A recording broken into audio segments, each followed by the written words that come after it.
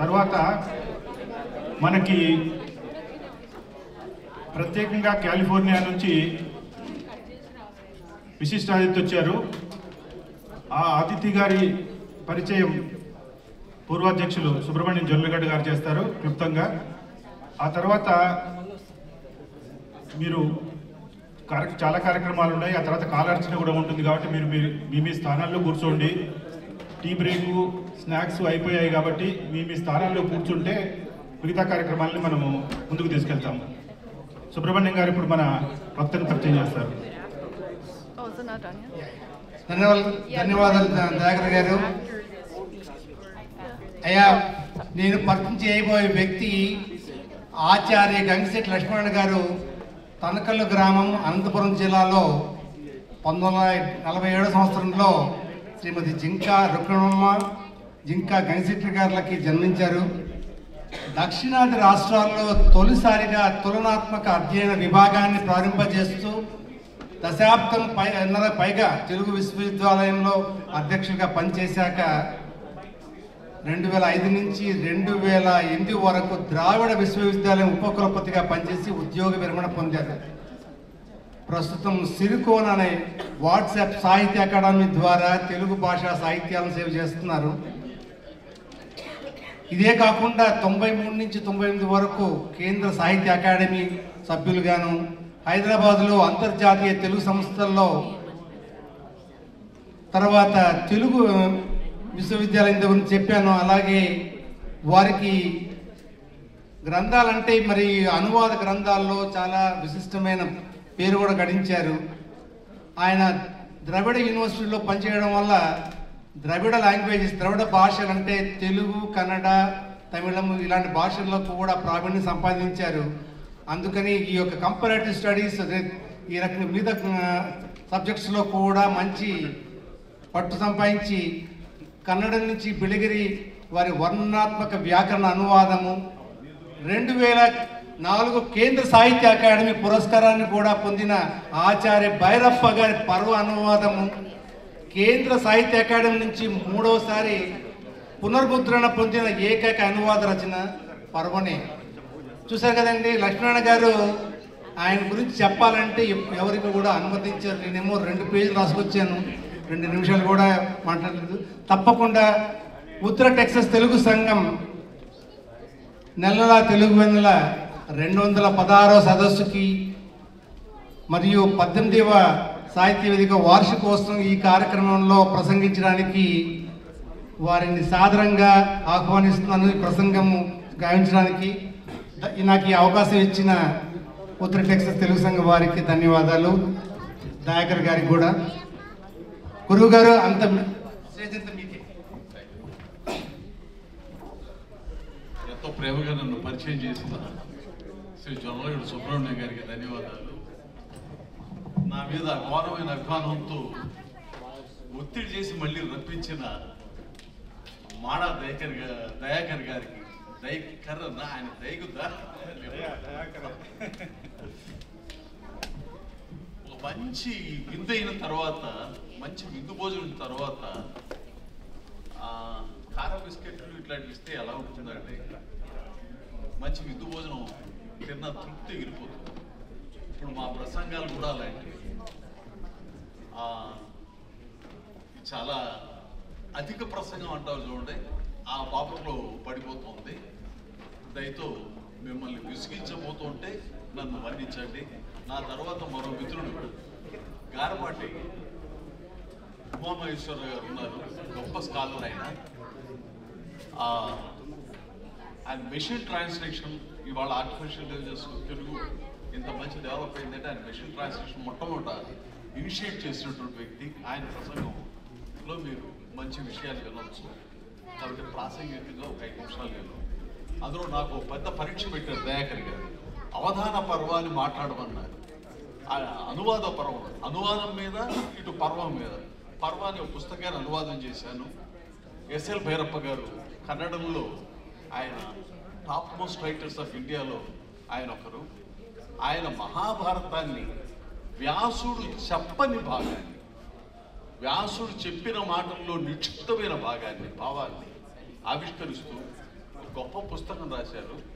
దాన్ని నేను తెలుగులోకి అనువాదం చేసిన దానికి నాకు కేంద్ర సాహిత్య అకాడమీ అవార్డు లభించింది. దాన్ని పురస్కరించుకొని అభిమానంగా మీరు చెప్పమన్నారు 4 మాటలు. అనువాదం మీద కూడా 4 మాటలు చెప్పమన్నారు. 2 మాటలు చెప్తాను. మీకు బైబిల్లో ఒక కథ తెలిసే ఉంటుంది. బేబిల్ టవర్ అంతస్తుల మీద అంతస్తుల స్వర్గం దాకా ఒక పెద్ద భవన నిర్మాణం చేస్తుంటే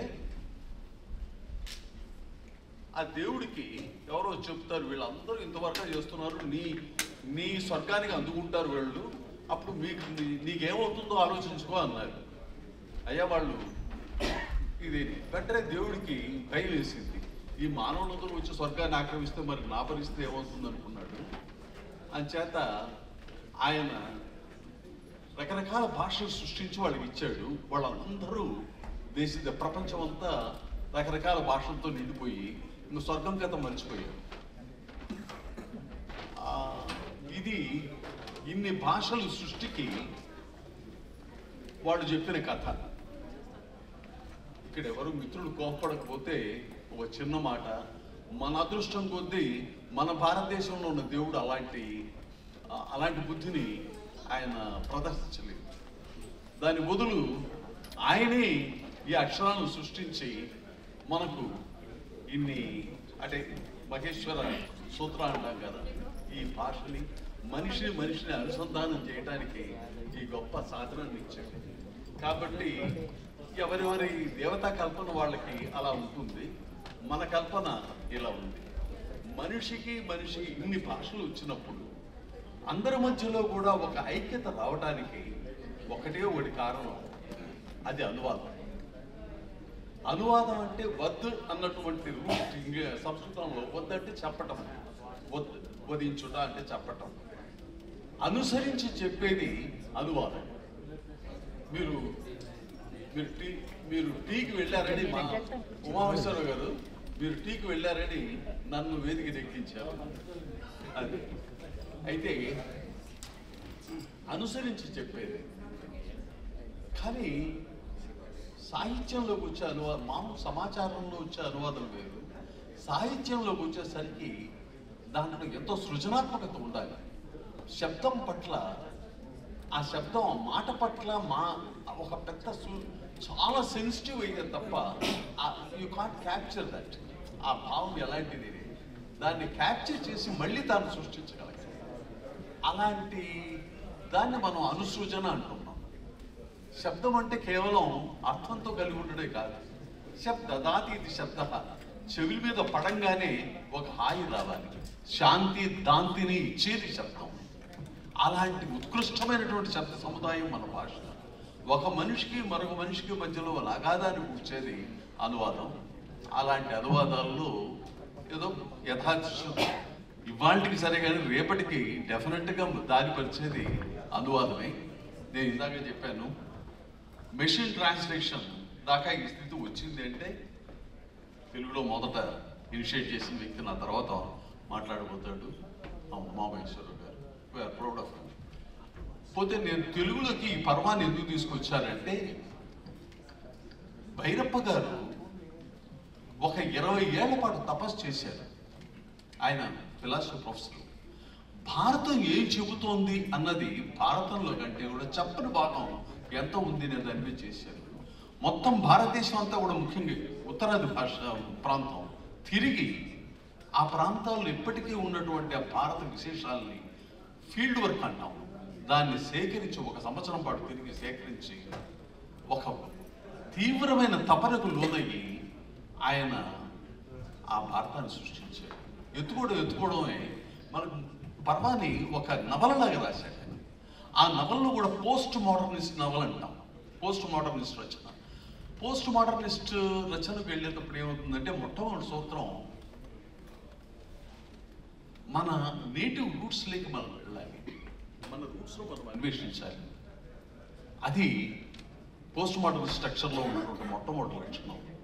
అందుకోసం ఎంత హాయిగా మొదలు పెడతాడంటే, ఆ చంద్రావతి నదీ తీరం, అక్కడ రాజు ఫలానా అతను ఇది విధంగా చేశాడు. మామూలుగా మనం చిన్నప్పుడు అనగనగా ఒక రాజు, ఆ రాజుకు పేరు దీన్ని మనం కథ చెప్తాం చూడండి, ఆ పద్ధతులు తీసుకుంటాడు. ఎందుకని ఈ పద్ధతి ఇలా తీసుకున్నాడు నేను చాలా రోజులు ఆలోచించాను, ఎందుకు ఇట్లాగే తీసుకున్నాడని. మన నేటివ్ స్ట్రక్చర్ అది మీకు చాలామందికి తెలిసే ఉంటుంది. ప్రపంచంలో మొట్టమొదట కథ వచ్చింది భారతదేశంలోనే, అది అతిశయోక్తి కాదు. ఆ భారతీయ కథా నిర్మాణం మిగతా ప్రపంచ దేశంలో ఉన్న కథ కంటే భిన్నంగా ఉంది. ఆ లక్షణాన్ని ఈయన పునరావిష్కరించడానికి ఇక్కడ ప్రయత్నం చేశాడు. తర్వాత ఇక్కడ భారతదేశంలో ఉన్న కథను తీసుకుంటున్నప్పుడు ఆ పైన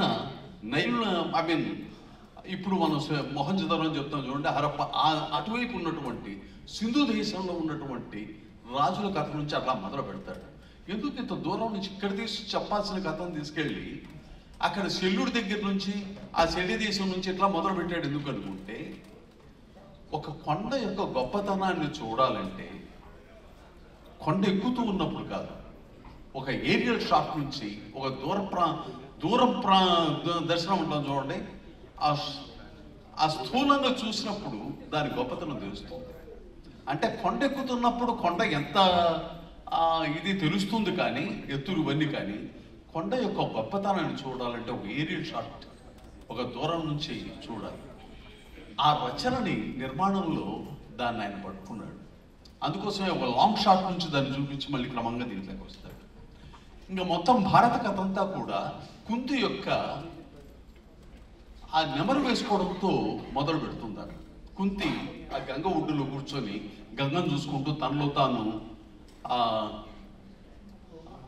ఆ గత స్మృతుల్ని జ్ఞాపకం తెచ్చుకోవడంతో మొత్తం భారతంలో సగం కథ అంతా నడిపించేస్తాడు. మొత్తం ఆ పాత కథ అంతా కూడా మొత్తం దాన్ని తీసుకొచ్చేస్తాడు. ఇక్కడ దీంట్లో ఉన్న గొప్ప టెక్నిక్ ఏంటంటే, కుంతి గంగ ఈ రెండు మాటల యొక్క అర్థం తెలుసుకుంటే ఆయన ఎందుకు ఆ టెక్నిక్ వాడాడని తెలుస్తుంది. కుమ్ అంటే భూమి, కుమ్ అంటే కుంతి, భూకి పృథ్వీకి ఆమె మరో రూపి. అందుకోసం ఆ పేరు కూడా పృథ అని వ్యాసుడు పెట్టడం జరిగింది. గంగ అంటే గంగా, ప్రవహిస్తూ వెళుతూ ఉన్నటువంటి, అనంతంగా ప్రవహిస్తూ ఉందాక కాలం. భూమి నిశ్చలంగా ఉంది, అక్కడ కాలం ప్రవహిస్తూ ఉంది. ప్రపంచంలో అన్నీ నశిస్తాయి, కానీ నశించని రెండు ఎటర్నల్ ద్రవ్యాలు ఉన్నాయి అని ఫిలాసఫర్స్ చెప్తాడు. Space and time. స్పేస్ ఒక రకమైన స్టాటిక్గా ఉంటుందన్నమాట, ఒక నిశ్చల స్వరూపం. టైం అనేది నిత్య ప్రవాహశీలమైనది. ఈ రెండింటి యొక్క ఇంటరాక్షన్లోనే సమస్త మానవ నాగరికత, మన చైతన్యం అంతా చేసుకుంటాం. ఆనంద కుమార స్వామి అని ఒక గొప్ప ఈస్థెటిక్ ఫిలాసఫర్ ఉన్నాడు. మహాత్మా గాంధీ గారు చాలా అభిమానించినటువంటి ఈస్థెటిక్ ఫిలాసఫర్. ఆయన అంటాడు, the marriage of space and time is symbolised as Nataraja Swami concept. Nataraja స్వామికి అంటే స్పేస్ అండ్ టైం యొక్క సమ్యక్ స్వరూపమే నటరాజ స్వామి అని చెబుతూ వస్తాడు. ఆయన డాన్స్ ఆఫ్ శివ అన్నటువంటి గొప్ప గ్రంథంలో ఈ జగత్తంతా కూడా, ఈ విశ్వం అంతా కూడా ఆ అదృశ్యమూర్తి యొక్క నట చైతన్య స్వరూపం అనుకుంటే, ఆ చైతన్యానికి సంకేతం ఈ రెండు అనుకుంటే, దాన్ని అద్భుతంగా మహాభారతం ఆవిష్కరించింది. అటు కుంతి ఇటు గంగను చూస్తూ గంగ ఒడ్డులో ఆ నెమరు వేసుకోవడం అంటే ఒక అనంతమైన కాల చైతన్యం మానవ చైతన్యాన్ని ఎలా ప్రభావితం చేస్తూ వచ్చింది. ఇంకా దాంట్లో అలా తీసుకెళ్తాడు. దాంట్లో ద్రౌపది క్యారెక్టర్ని తీర్చినటువంటి తీరు చాలా చాలా అద్భుతమైంది. ఆ ద్రౌపది సూచన చాలా మందిని ప్రభావితం చేసింది. చాలా కాంట్రవర్సీస్ వచ్చాయి. దానికి ప్రత్యక్ష మా పర్వతరాణి సుబ్బారావు గారు కూడా ఉన్నారు ఇక్కడ. సో ఆ ద్రౌపది క్యారెక్టర్, ఆయన చేసినటువంటి ద్రౌపది క్యారెక్టరైజేషన్ చాలా గొప్పగా ఉంటుంది. ఎక్కడ దాంట్లో మాయలు లేకపోతే ఆ మహిమలు ఏవి ఉండవు భారతంలో ఉన్నట్టు. వాటిని డీమిస్టిఫై చేసి ఆయన సృష్టించిన తీరు చాలా భిన్నమైంది. చివరికి మహాభారతం మనకు మహాప్రస్థానంతో స్వర్గారోహణం ఇవన్నీ చెప్తారు కదా, ఇక్కడ అట్లా కాదు. తద్దమ్మ కాలంలో అన్ని భవిష్యత్ క్రియతలు ఎండుతాయి. ఇక పుడతాడు, అప్పుడు అక్కడ అరుస్తుంది, అంతదాకా అరుస్తాడు. మీరు నవలలో ఏ నెరేటివ్ స్ట్రక్చర్ చూసినా కూడా భూతకాల ప్రక్రియతో కథ చెప్పేస్తాం. కానీ ఇక్కడ మాత్రం చివరికి ఎండింగ్లోకి వస్తే భవిష్యత్తు ఇలా జరుగుతుంది, పుడతాడు, పుట్టింది అనడం, పుడతాడు అంటే భవిష్యత్ అర్థం అనమాట. ఇది ఎందుకు ఇట్లా ఎండ్ చేశాడు, ఏమైనా భాషను నేనేమైనా పొరపాటు పడ్డానా అనుకున్నాను. మళ్ళీ జాగ్రత్తగా స్టడీ చేస్తే నాకు అప్పుడు అర్థమైంది, మహాభారతం నిజంగా పుట్టిందా, భారతం పుడుతుందా. ఆయన రెండవది ఒక లోహకర్, అంటే మన కథ తెలుసు, ఉత్తర గర్భంలో ఉన్న శిశువుతో సహా మరణించారు. మళ్ళీ కృష్ణుడు వచ్చి తన మహిమతో ఆ శిశువును ప్రాణం తీసుకొని పునర్జీవితం చేశాడు. ఈ మాయలు, ఈ మహిమలు భైరప్ప గారు చెప్పలేదు, ఇండైరెక్ట్గా చాలా సజెస్టివ్గా చెప్తాడు. ఒక లోహకారుడు బిడ్డ ఒక్కడు మాత్రమే, ఆమె గర్భస్త్రీ, గర్భిణీ స్త్రీ, ఆమె అప్పుడు ప్రసవం జరుగుతుంది. అక్కడ ఒక పిల్లవాడు పుడతాడు, ఆ శబ్దం మాత్రం వినపడుతుంది. ఇండైరెక్ట్గా మనకేం సజెస్ట్ చేశాడు, ఆ లోహకారుడి యొక్క సంతానాన్నే వీళ్ళు తర్వాత తీసుకొచ్చి చేశారు. దీని వెనకాల ఏమిటిది అనుకుంటే, మనకు హిస్టరీ ఆఫ్, మనం ఆర్కియాలజికల్గా దీన్ని చదువుతూ ఉన్నప్పుడు, ఇండియన్ హిస్టరీ చదువుతున్నప్పుడు, స్టోన్ ఏజ్ ఇవన్నీ నియోలిథిక్ ఏజ్ అయిన తర్వాత మనకు ఐరన్ ఏజ్ స్టార్ట్ అవుతుంది. సరిగ్గా ఏన్షియంట్ ఇండియన్ హిస్టరీలో మహాభారత పీరియడ్ ఆ ఏన్షియంట్, అంటే ఆ ఐరన్ ఏజ్ స్టార్టింగ్ పీరియడ్కు సమానం. మామూలుగా మన హార్పన్ సివిలైజేషన్, మీరు ఎవరైనా కురుక్షేత్రకు వెళితే ఒక గొప్ప మ్యూజియం, బిర్లా మ్యూజియం ఒకటి ఉంది, కృష్ణ మ్యూజియం. నేను ఈ ట్రాన్స్లేషన్ టైంలో చూశాను. అక్కడ ఒక పెద్ద మ్యాప్ వేశారు. మీకు మొహంజోదరో, హరప్పా సివిలైజేషన్ అలా వెళితే, అంటే అక్కడ వెస్ట్రన్ సైడ్ ఉంటాయి, క్రమంగా అది అంతరించి ఇటు ఈస్టర్న్ సైడ్కి వచ్చే కొద్దీ అది అంతరించి 1-2 సైట్లే మిగులుతాయి. మొత్తం సైట్స్ అన్నీ కూడా మహాభారత సైట్స్ అన్ని. అప్పుడు మీకు మహాభారత పీరియడ్ స్టార్ట్ అవుతుంది. దాన్నే పీడబ్ల్యూ వేర్ అని చెప్తారంటే, మామూలుగా పీడబ్ల్యూజీ అని ఆర్కియాలజీలో దాన్ని వర్ణిస్తారు. ఆ transition period, that is the foundation of Indian culture. ఆ ట్రాన్సిషన్ పీరియడ్లో ఏమిటి, ఇక నీ రాచరికలు ఇవన్నీ అయిపోయాయి, ఒక లోహకారుడు లోహ యుగం అంకురించబోతోంది అని చెప్పడానికి అది సంకేతం అన్నమాట. నేను ఆయనతో ఎప్పుడు సంప్రదించలేదు, కనీసం మాట వరుస కూడా ఆయన ఎప్పుడు పలకరించలేదు. నేరుగా నా పద్ధతులు నేను ట్రాన్స్లేట్ చేసుకుంటూ వచ్చాను. ఎందుకంటే నేను ఆయనతో కలిశానంటే ఆయన ఫిలాసఫీతో ఇన్ఫ్లుయెన్స్ అవుతాను. నేను ఒక పాఠకుడిగా నేను ఎలా స్పందించాను, ఎలా రిసీవ్ చేసుకున్నాను అన్నది నాకు ప్రధానం. నెక్స్ట్ రచయిత హృదయం, ఈ రెండిట్లే నేను ఆవిష్కరించాల్సి ఉంటుంది అనువాదంలో. మనకు అనువాదంలో వచ్చినప్పుడు నీడానే చెప్తాడు, functional equivalence and dynamic equivalence అని. ఆ కైండ్ ఆఫ్ డైనమిక్ ఈక్వలెన్స్ని తీసుకురావాలంటే పాఠకుడిగా నేను ఏం రిసీవ్ చేసుకున్నాను, రచయిత హృదయాన్ని నేను ఎలా గ్రహించాను, ఆ రెండింటిని ఏదో నేను యథాశక్తి మేళవించాను. But what I want to say is, ఇవాళ నాకు గొప్ప ఒక అద్భుతమైన అనుభవం కలిగింది. ఇందాక మనం చూసిన పాలూరు సుజనాదేవి గారు పర్వ పుస్తకాన్ని తీసుకొచ్చి మీ సిగ్నేచర్ పెట్టండి అనేది. అమ్మా ఇది నాకు సంబంధించింది కాదు తల్లి అన్న. కాదు నేను ఆమె మా ఫ్రెండ్కి ప్రజెంట్ చేస్తున్నా, మీ సిగ్నేచర్తో ప్రజెంట్ చేయాలి. నాకు నిజం చెప్పాలంటే కేంద్ర సాహిత్య అకాడమీ అవార్డు అందుకున్న దానికంటే రెట్టింపు ఆనందం ఇవాళ కలిగింది అనమాట. అంతకంటే ఒక అనువాదకుడికి రాదు. ఎందుకంటే అది సాహిత్య అకాడమీ ఎప్పుడు రీప్రింట్కి వెళ్ళదు, ఒకసారి వాళ్ళు వేసుకుంటే చాలా గొప్ప సంగతి. అలాంటిది 3rd రీప్రింట్కి వచ్చింది. అంటే పర్వ పట్ల అని కాదు, మహాభారతం పట్ల తెలుగువారి ప్రీతి ఎంత గొప్పది. మహాభారతాన్ని కొత్త పద్ధతిలో చెబుతున్నప్పుడు మహాభారత హృదయాన్ని ఎలా మనం గ్రహించాలి అని చెప్పడానికి ఆ 3వ ప్రింటే కారణం. ఇవాళ నాకు అపురూపమైన గౌరవాన్ని ఇచ్చిన సుజల గారు ఇక్కడే ఉంటారు. అమ్మ మీకు మరొకసారి నమస్కారాలు. అద్వానీ గారి చేతి నుంచి మా అవార్డు అందుకున్నంత ఆనందంగా ఉంది. మీరు నాకు ఇవాళ ఇచ్చిన అనుభవం సో ఈ సందర్భంగా ఏదో 4 మాటలు ఏం చెప్పాలో తోచక గబగబా 4 మాటలు చెప్పాను. సహించి విన్న మీ అందరికీ ధన్యవాదాలు. ఇప్పుడు నేనే దయాకర్ గారు నెక్స్ట్ వీక్ నేనే పరిచయం చేస్తాను, లేకపోతే ఇంకెవరైనా ఉన్నారా పరిచయం చేయడం?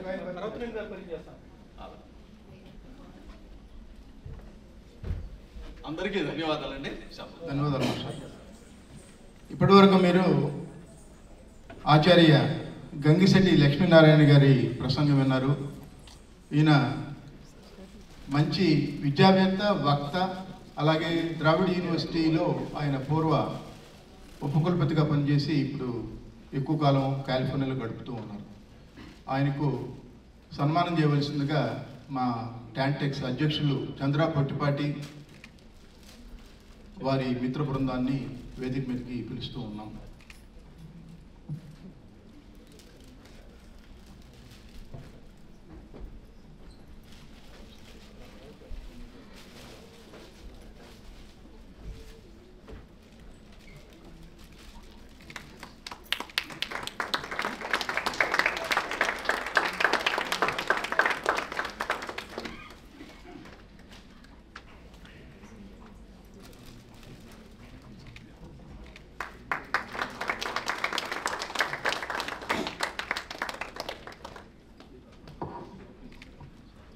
ఉత్తర టెక్సస్ తెలుగు సంఘం నెలలా తెలుగు వెన్నెల తెలుగు సాహిత్య వేదిక ఆచార్య గంగిశెట్టి లక్ష్మీనారాయణ.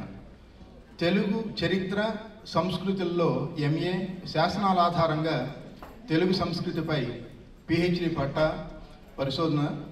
తెలుగు సంస్కృతి పేరిట అది ఆంధ్రప్రదేశ్ ప్రభుత్వంచే ప్రచురితమైనటువంటిది. విమర్శన, భాష, సాంస్కృతిక అధ్యయనం, అభిమాన విషయం. శ్రీ వేమన పద్య నాటకంతో పాటు భాష, విమర్శ, అనువాదాలతో కలిసి 20 పుస్తకాల ప్రచురణ, విద్యాత్మక పత్రికలకు సంపాదకులుగా, తులనాత్మక సాహిత్య జాతీయ సంస్థలోను, కేంద్ర సాహిత్య అకాడమీలోను సభ్యులుగాను పనిచేశారు. తెలుగు, కన్నడ అనువాదాలు చేపడుతూ తులనాత్మక సాహిత్య రంగంలో కృషి చేశారు. వీరి అనువాద గ్రంథాలలో కన్నడం నుంచి బిళిగిరి గారి వర్ణనాత్మక వ్యాకరణ అనువాదం, SL భైరప్ప గారి మోడర్న్ క్లాసిక్ పర్వ అనువాదం, తెలుగు నుంచి కవి సమ్రాట్ విశ్వనాథ్ సత్యనారాయణ గారి కావ్యానందం కన్నడ అనువాదం ప్రముఖమైనవి. పర్వ అనువాదానికి 2004లో కేంద్ర సాహిత్య అకాడమీ అనువాద పురస్కారం పొందారు. కేంద్ర సాహిత్య అకాడమీ నుంచి 3వసారి పునర్ముద్రణ పొందినటువంటి ఏకైక అనువాద రచన పర్వ. దక్షిణాది రాష్ట్రాల్లో తొలిసారిగా తులనాత్మక అధ్యయన విభాగాన్ని ప్రారంభింపజేస్తూ దశాబ్దంన్నర పైగా తెలుగు విశ్వవిద్యాలయంలో దాని అధ్యక్షులుగా పనిచేశాక 2005 నుంచి 2008 వరకు ద్రావిడ విశ్వవిద్యాలయం ఉపకులపతిగా పనిచేసి ఉద్యోగ పదవి విరమణ పొందారు. ప్రస్తుతం సిరికోన అనే వాట్సాప్ సాహిత్య అకాడమీ ద్వారా తెలుగు భాషా సాహిత్యాల సేవ చేస్తున్నారు.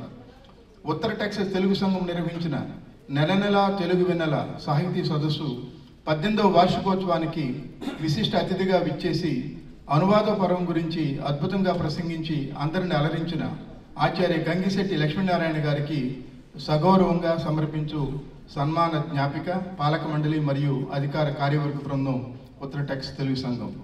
జూలై 19 ఈరోజు డాలస్, టెక్సస్.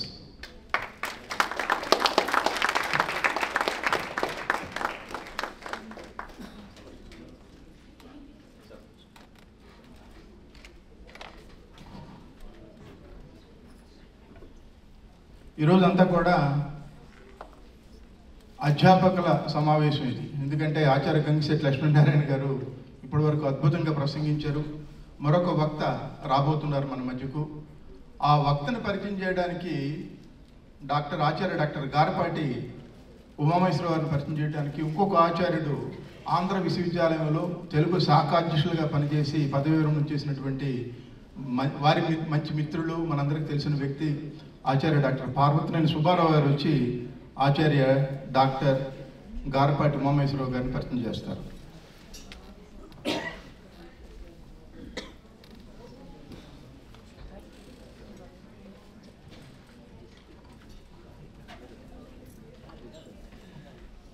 ఈ డాలస్ పురం తెలుగు తనంతో డాలస్ కాస్త డల్లాస్ పురంగా చేసేసారు మన తెలుగు వాళ్ళు. ఇక్కడికి ఏ తెలుగువాడు వచ్చినా కూడా పెద్ద మనసుతో, ఇక్కడ ఒక కొండంత ఆయన ఉన్నారు అంటే తోటకూర ప్రసాద్ గారు ఉన్నారు, తెలుగు వాళ్ళకి అక్కడ ఏది వచ్చినా కూడా చూస్తారు అనేటటువంటిది మొత్తం ఆంధ్రదేశం అంతా కూడా ఉంది వేళ. వారికి వారి తర్వాత ఉన్నటువంటి ఇప్పుడు ఎంతోమంది, ఇప్పుడు దీనికి సంబంధించినంత వరకు దయాకర్ గారు, చంద్ర గారు, అంతకుముందు పూర్వం ఉన్నటువంటి చిలసత్యం గారు కానివ్వండి, ఉరిమిండి వారు కానివ్వండి, నరసింహారెడ్డి గారు, తర్వాత చిట్టెన్ రాజు గారు, ఎంతోమంది మహానుభావులు ఉన్నారు ఇక్కడ. వారందరికీ కూడా నమస్కారం. ఇప్పుడు ప్రస్తుతం నా పని ఏమిటి అంటే ఆచార్య గారపాటి ఉమామహేశ్వరరావు గారిని పరిచయం చేయటం. ఆచార్య గారపాటి ఉమామహేశ్వరరావు గారు విజయవాడ వాస్తవ్యులు. వాస్తవానికి అక్కడే పుట్టారు, అక్కడే చదువుకున్నారు గ్రాడ్యుయేషన్ వరకు కూడాను. తదనంతరం వారణాసి BHUలో బనారస్ హిందూ విశ్వవిద్యాలయంలో MSc చదువుకున్నారు. ఆ తదనంతరం ఆయనకి భాషాశాస్త్రం మీద ఉన్నటువంటి మక్కువతో ఉస్మానియా విశ్వవిద్యాలయం వాళ్ళు ప్రకటన చేశారు, SAP అనేది ఉంది, దీనిలో స్కాలర్షిప్స్ ఉన్నాయి.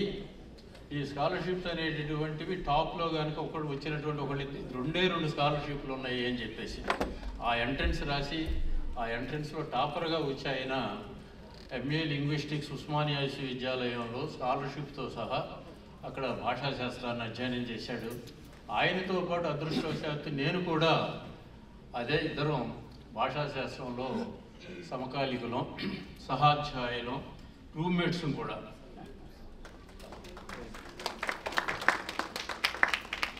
ఇప్పుడు అప్రస్తుతమే కానీ మేము 4 రూమ్మేట్స్ని భాషాశాస్త్రంలో, 4 కూడా విశ్వవిద్యాలయాల్లో ఆచార్యులుగానే రిటైర్ అయ్యాం. ఇక వారి గురించి చెప్పాల్సి వచ్చినప్పుడు ఆ తదనంతరం మాతో పాటు MA లింగ్విస్టిక్ చేసి ఇక్కడ యూనివర్సిటీ ఆఫ్ న్యూయార్క్లో దానిలో MA అప్లైడ్ లింగ్విస్టిక్ చేశారు. తర్వాత MPhil ఉస్మానియా విశ్వవిద్యాలయంలో గోండీ భాష మీద ప్రత్యేకమైనటువంటి సౌండ్ చేంజ్ అనేటువంటిది ఉంది.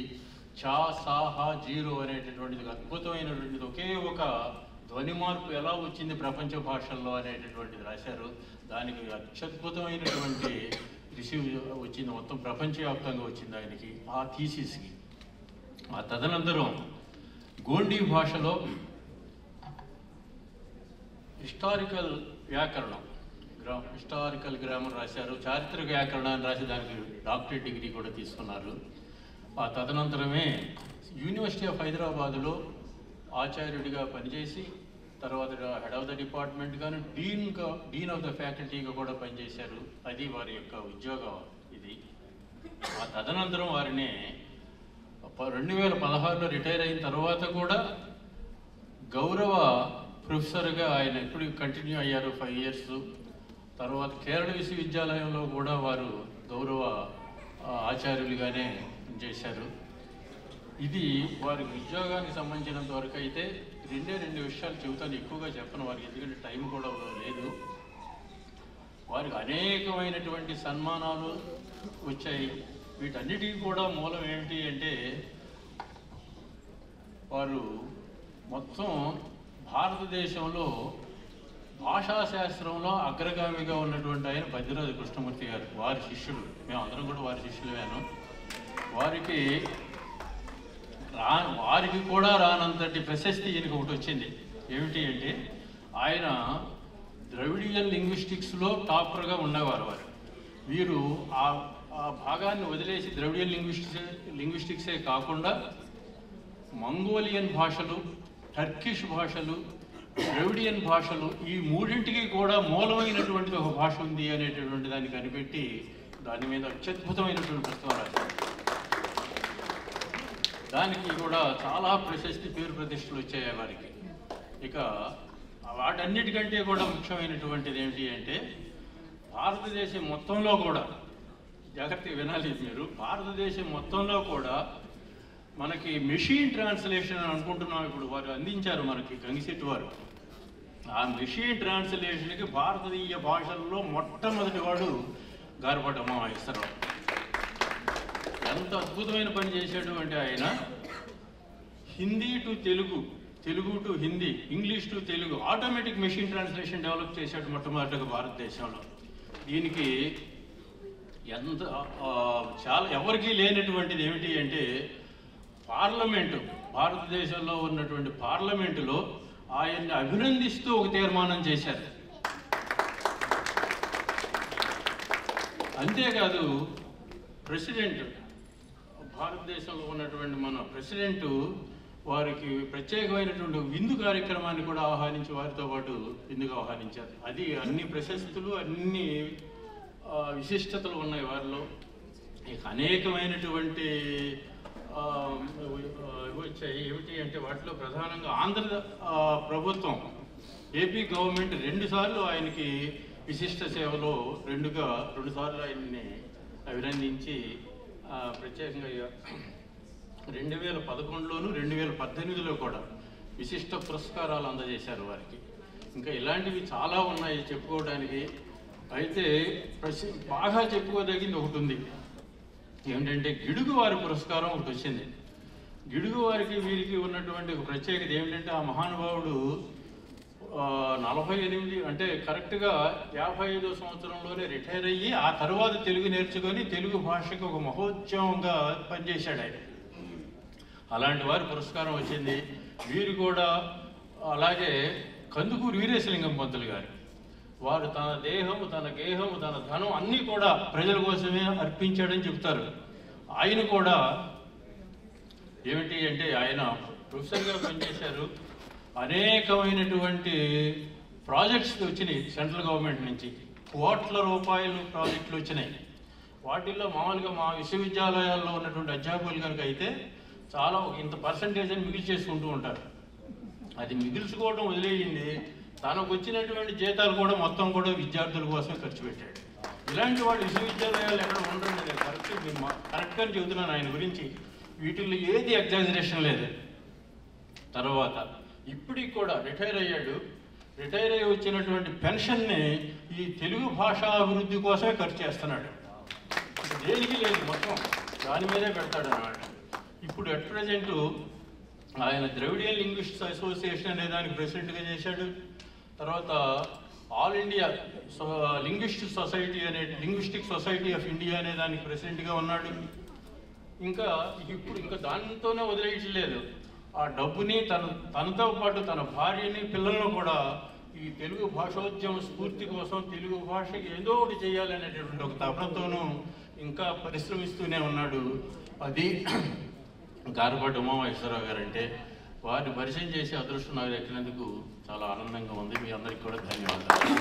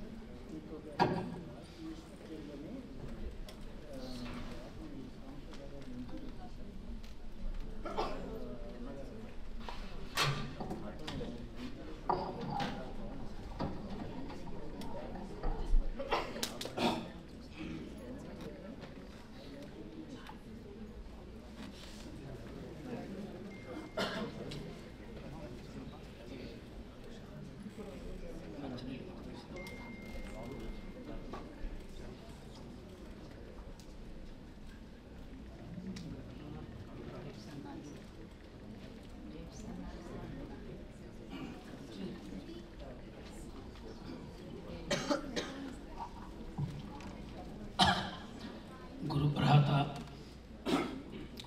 గంగిశెట్టి లక్ష్మీనారాయణ గారు, ఆ తర్వాత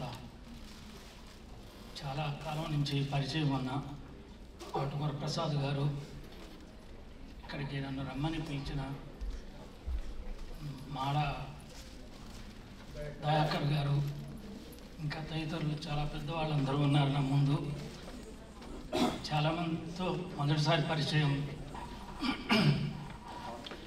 ఇంతమంది ముందు నిలబడి మాట్లాడడానికి కూడా కొంచెం సంశయంగా ఉన్నది, గొంతు రావట్లేదు.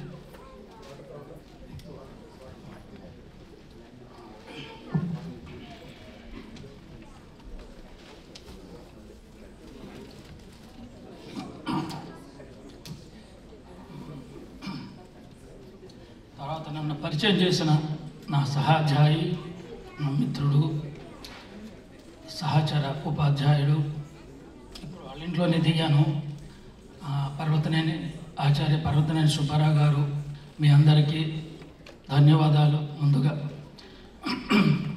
ప్రస్తుతం అసలు ఇలాంటి దాని మీద మాట్లాడాలి, నేను మాట్లాడాలనుకున్నది వేరే విషయం. కానీ దయాకర్ గారితోనూ తోటకూర ప్రసాద్ గారితోనూ మాట్లాడిన తర్వాత నాకు తెలిసింది ఏంటంటే, ఇక్కడ ఈ సందర్భంలో నేను మాట్లాడవలసింది వేరే విషయం. తెలుగు గురించి, తెలుగు ఉండాలని, తెలుగు ఏమిటి, తెలుగు అయిపోతుందని రకరకాలుగా మనం మాట్లాడుకుంటున్నాం. అది ఇక్కడ కొంచెం అంత సందర్భోచితమైనది కాదు అని తర్వాత మేమందరం నిర్ణయం తీసుకున్నది ఏంటంటే, ఇలాంటి సందర్భంలో తెలుగుతో మనం ముందుకెళ్ళాలంటే ఏ అవసరం, ఆ అవసరాన్ని గురించి, దాంట్లో సాధ్యాసాధ్యాల గురించి, దాంట్లో ప్రస్తుతం ఉన్న విధానం గురించి మాట్లాడాలనుకున్నాను. అది యంత్రానువాద వ్యవస్థ. భారతీయ భాషలకు, ప్రత్యేకంగా తెలుగుకు మనం ప్రస్తుతానికి సంపాదించిన యంత్రానువాద వ్యవస్థ, దాని పనితీరు, అది ఎలా వచ్చింది అని దాని గురించి కొంచెం మాట్లాడతాను మీ ముందు. మీ అందరూ నాకు తెలుసు, ఇక్కడ చాలామంది అందరూ ఈ సంగణక వ్యవస్థల్లో పనిచేస్తున్నారు. సంగణక ఆచార్యులు అంటే కాంపిటీషనల్ స్టడీస్లో ఉన్నవాళ్ళు, మీరందరూ బాగా కంప్యూటర్ సైన్స్ చదువుకున్న వాళ్ళు, దాంట్లోనే పనిచేస్తున్న వాళ్ళు. కాబట్టి పెద్దగా నేను ఎక్కువగా దీంట్లో చెప్పేది ఏముండదు మీ అందరికీ.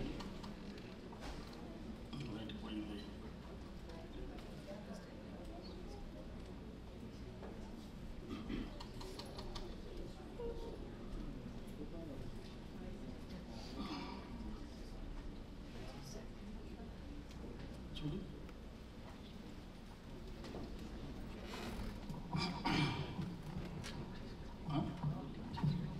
చూసావా?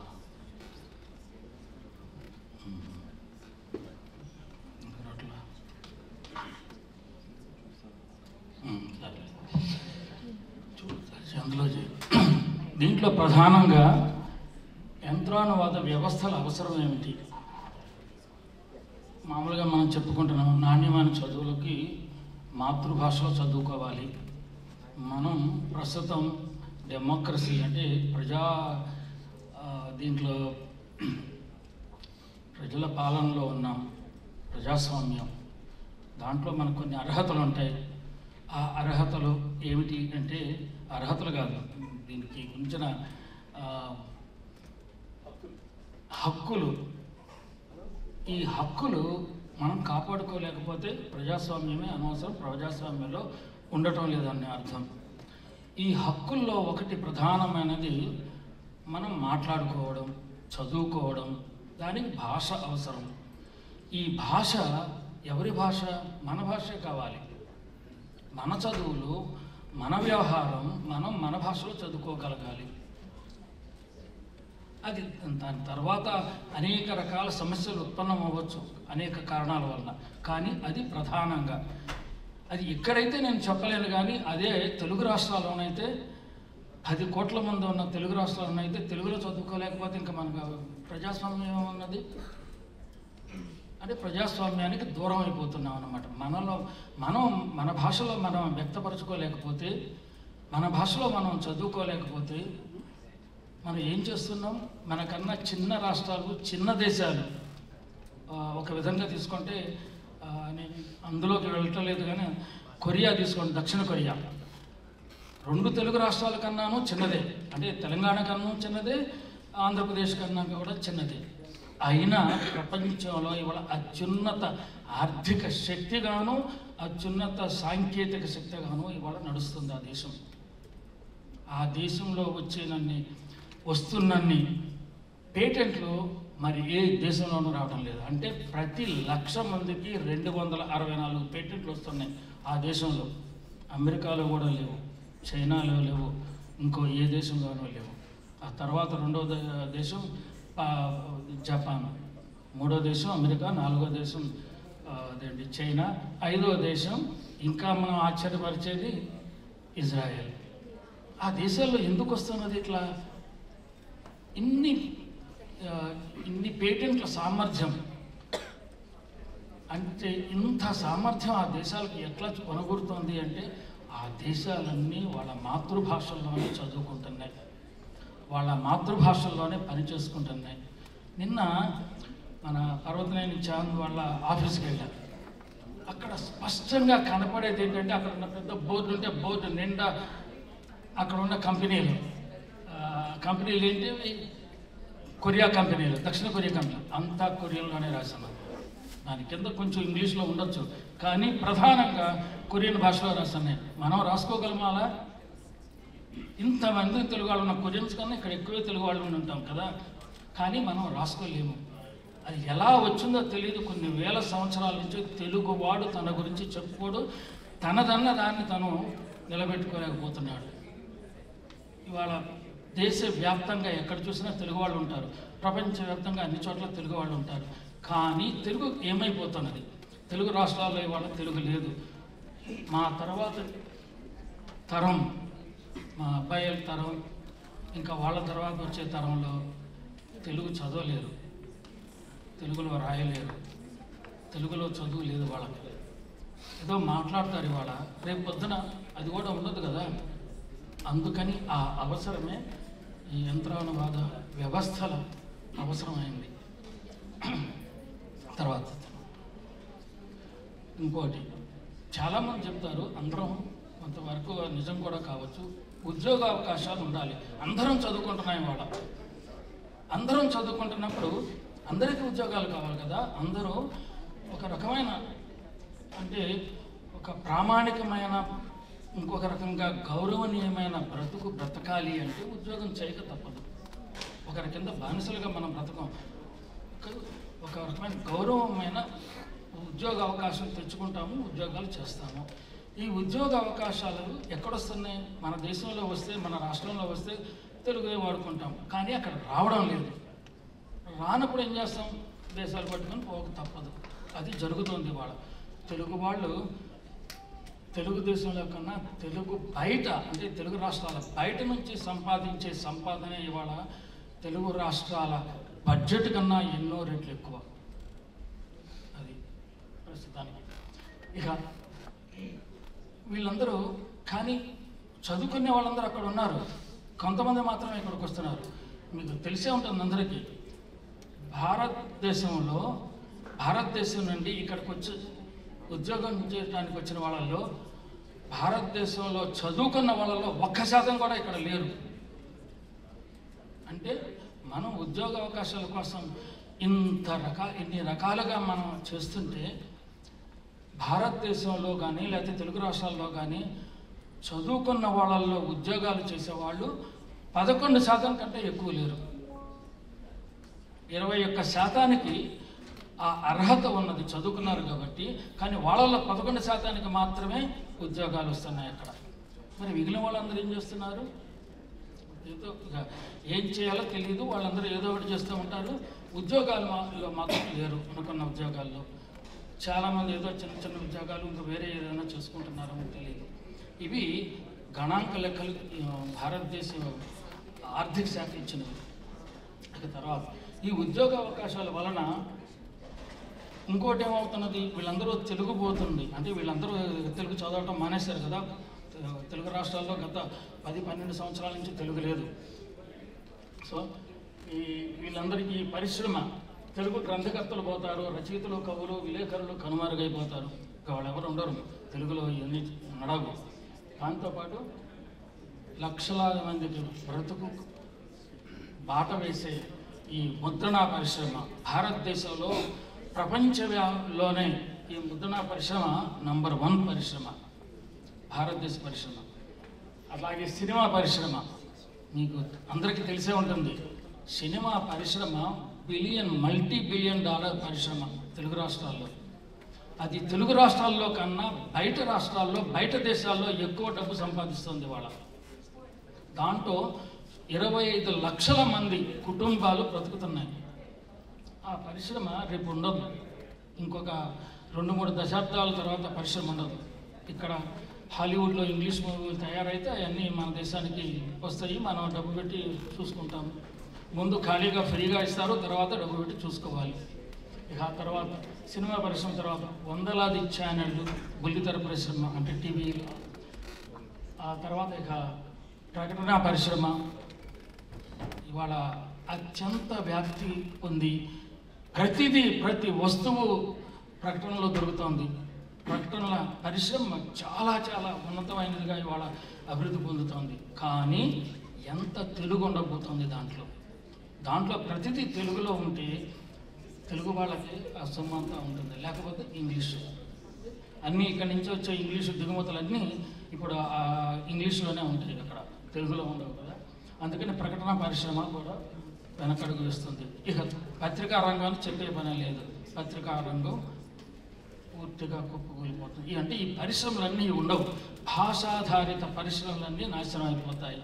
ఏమవుతుంది దీనివల్ల? ఇక ఇది ఒక భాషా సమస్యను సృష్టించింది వాళ్ళ, మీ అందరికీ తెలుసు. అంటే ఇలా ఇప్పుడు చెప్పుకున్న సందర్భం భాషా సమస్యను సృష్టించింది. ఈ భాషా సమస్య ఆర్థిక సమస్యగా పరిణమిస్తుంది. అంటే భాషను వదిలితే కానీ మనకి ఉద్యోగం రాదు, ఉద్యోగం వస్తే కానీ మనం బ్రతకలేము. ఉద్యోగం రాకపోతే, ఎందుకంటే రాని వాళ్ళు ఎక్కువ మంది ఉంటున్నారు, ఇటు 10% అటు 90% ఉంటున్నారు. కాబట్టి అది సామాజిక సమస్యగా పరిణమిస్తుంది. ఇన్ని రకాలుగా సమస్యలు ఉత్పన్నమవుతున్నాయి దీని వలన. అంటే మరి ఎందుకు మనం అందరం మన భాషను వదులుకొని, అంటే తెలుగు రాష్ట్రాల్లో ఎక్కడైతే సందర్భం ఉందో అక్కడ దాని గురించి నేను చెప్తున్నాను. తెలుగు రాష్ట్రాల్లో ఇంతమంది మాట్లాడుతున్న భాషను వదిలేసేసి మనం ఇంగ్లీష్లోనే చదువుకోవాలి, KG to PG English medium అనే దానిలో ఉంటే, మీకు తెలుసు ప్రతి సంవత్సరం సుమారు 25 లక్షల మంది విద్యార్థులు ఇంటర్మీడియట్ చదువుతారు, పాస్ అవుతారు. అంటే 25 లక్షల మంది 1వ క్లాస్ నుంచి మొదలు పెడితే ఈ 12వ క్లాస్కి వచ్చి అది పాస్ అయ్యేపాటికి ఎన్ని కోట్ల మంది తయారవుతారు చూడండి. అంటే 12 సంవత్సరాల్లో సుమారు 2.5 కోట్ల మంది తెలుగు రాకుండా తయారవుతారు. అది ముందుకు వెళ్ళిన కొద్దికి ఇంకా వేగవంతమైపోయి ఇక 3 దశాబ్దాల్లో తెలుగు చదువుకునే వాళ్ళు అసలు ఉండరు. కొన్ని రోజులు ఏదో వారానికి 2 క్లాసులు ఉంటాయి, తర్వాత ఎందుకు వారానికి 2 క్లాసులతో ఏం నేర్చుకుంటాం, ఇంకా అది అవసరమా అని అనుకునే ప్రశ్న కూడా వస్తుంది. వాళ్ళకే వచ్చేసింది. సంస్కృతం నేర్చుకుంటే 97 మార్కులు 98 మార్కులు వస్తాయి ఒక వారంతో. అదే తెలుగు అయితే మీకు 65 మార్కులే వస్తాయి, 65 మార్కులతో మీ పర్సంటేజ్ అంతా పడిపోతుంది.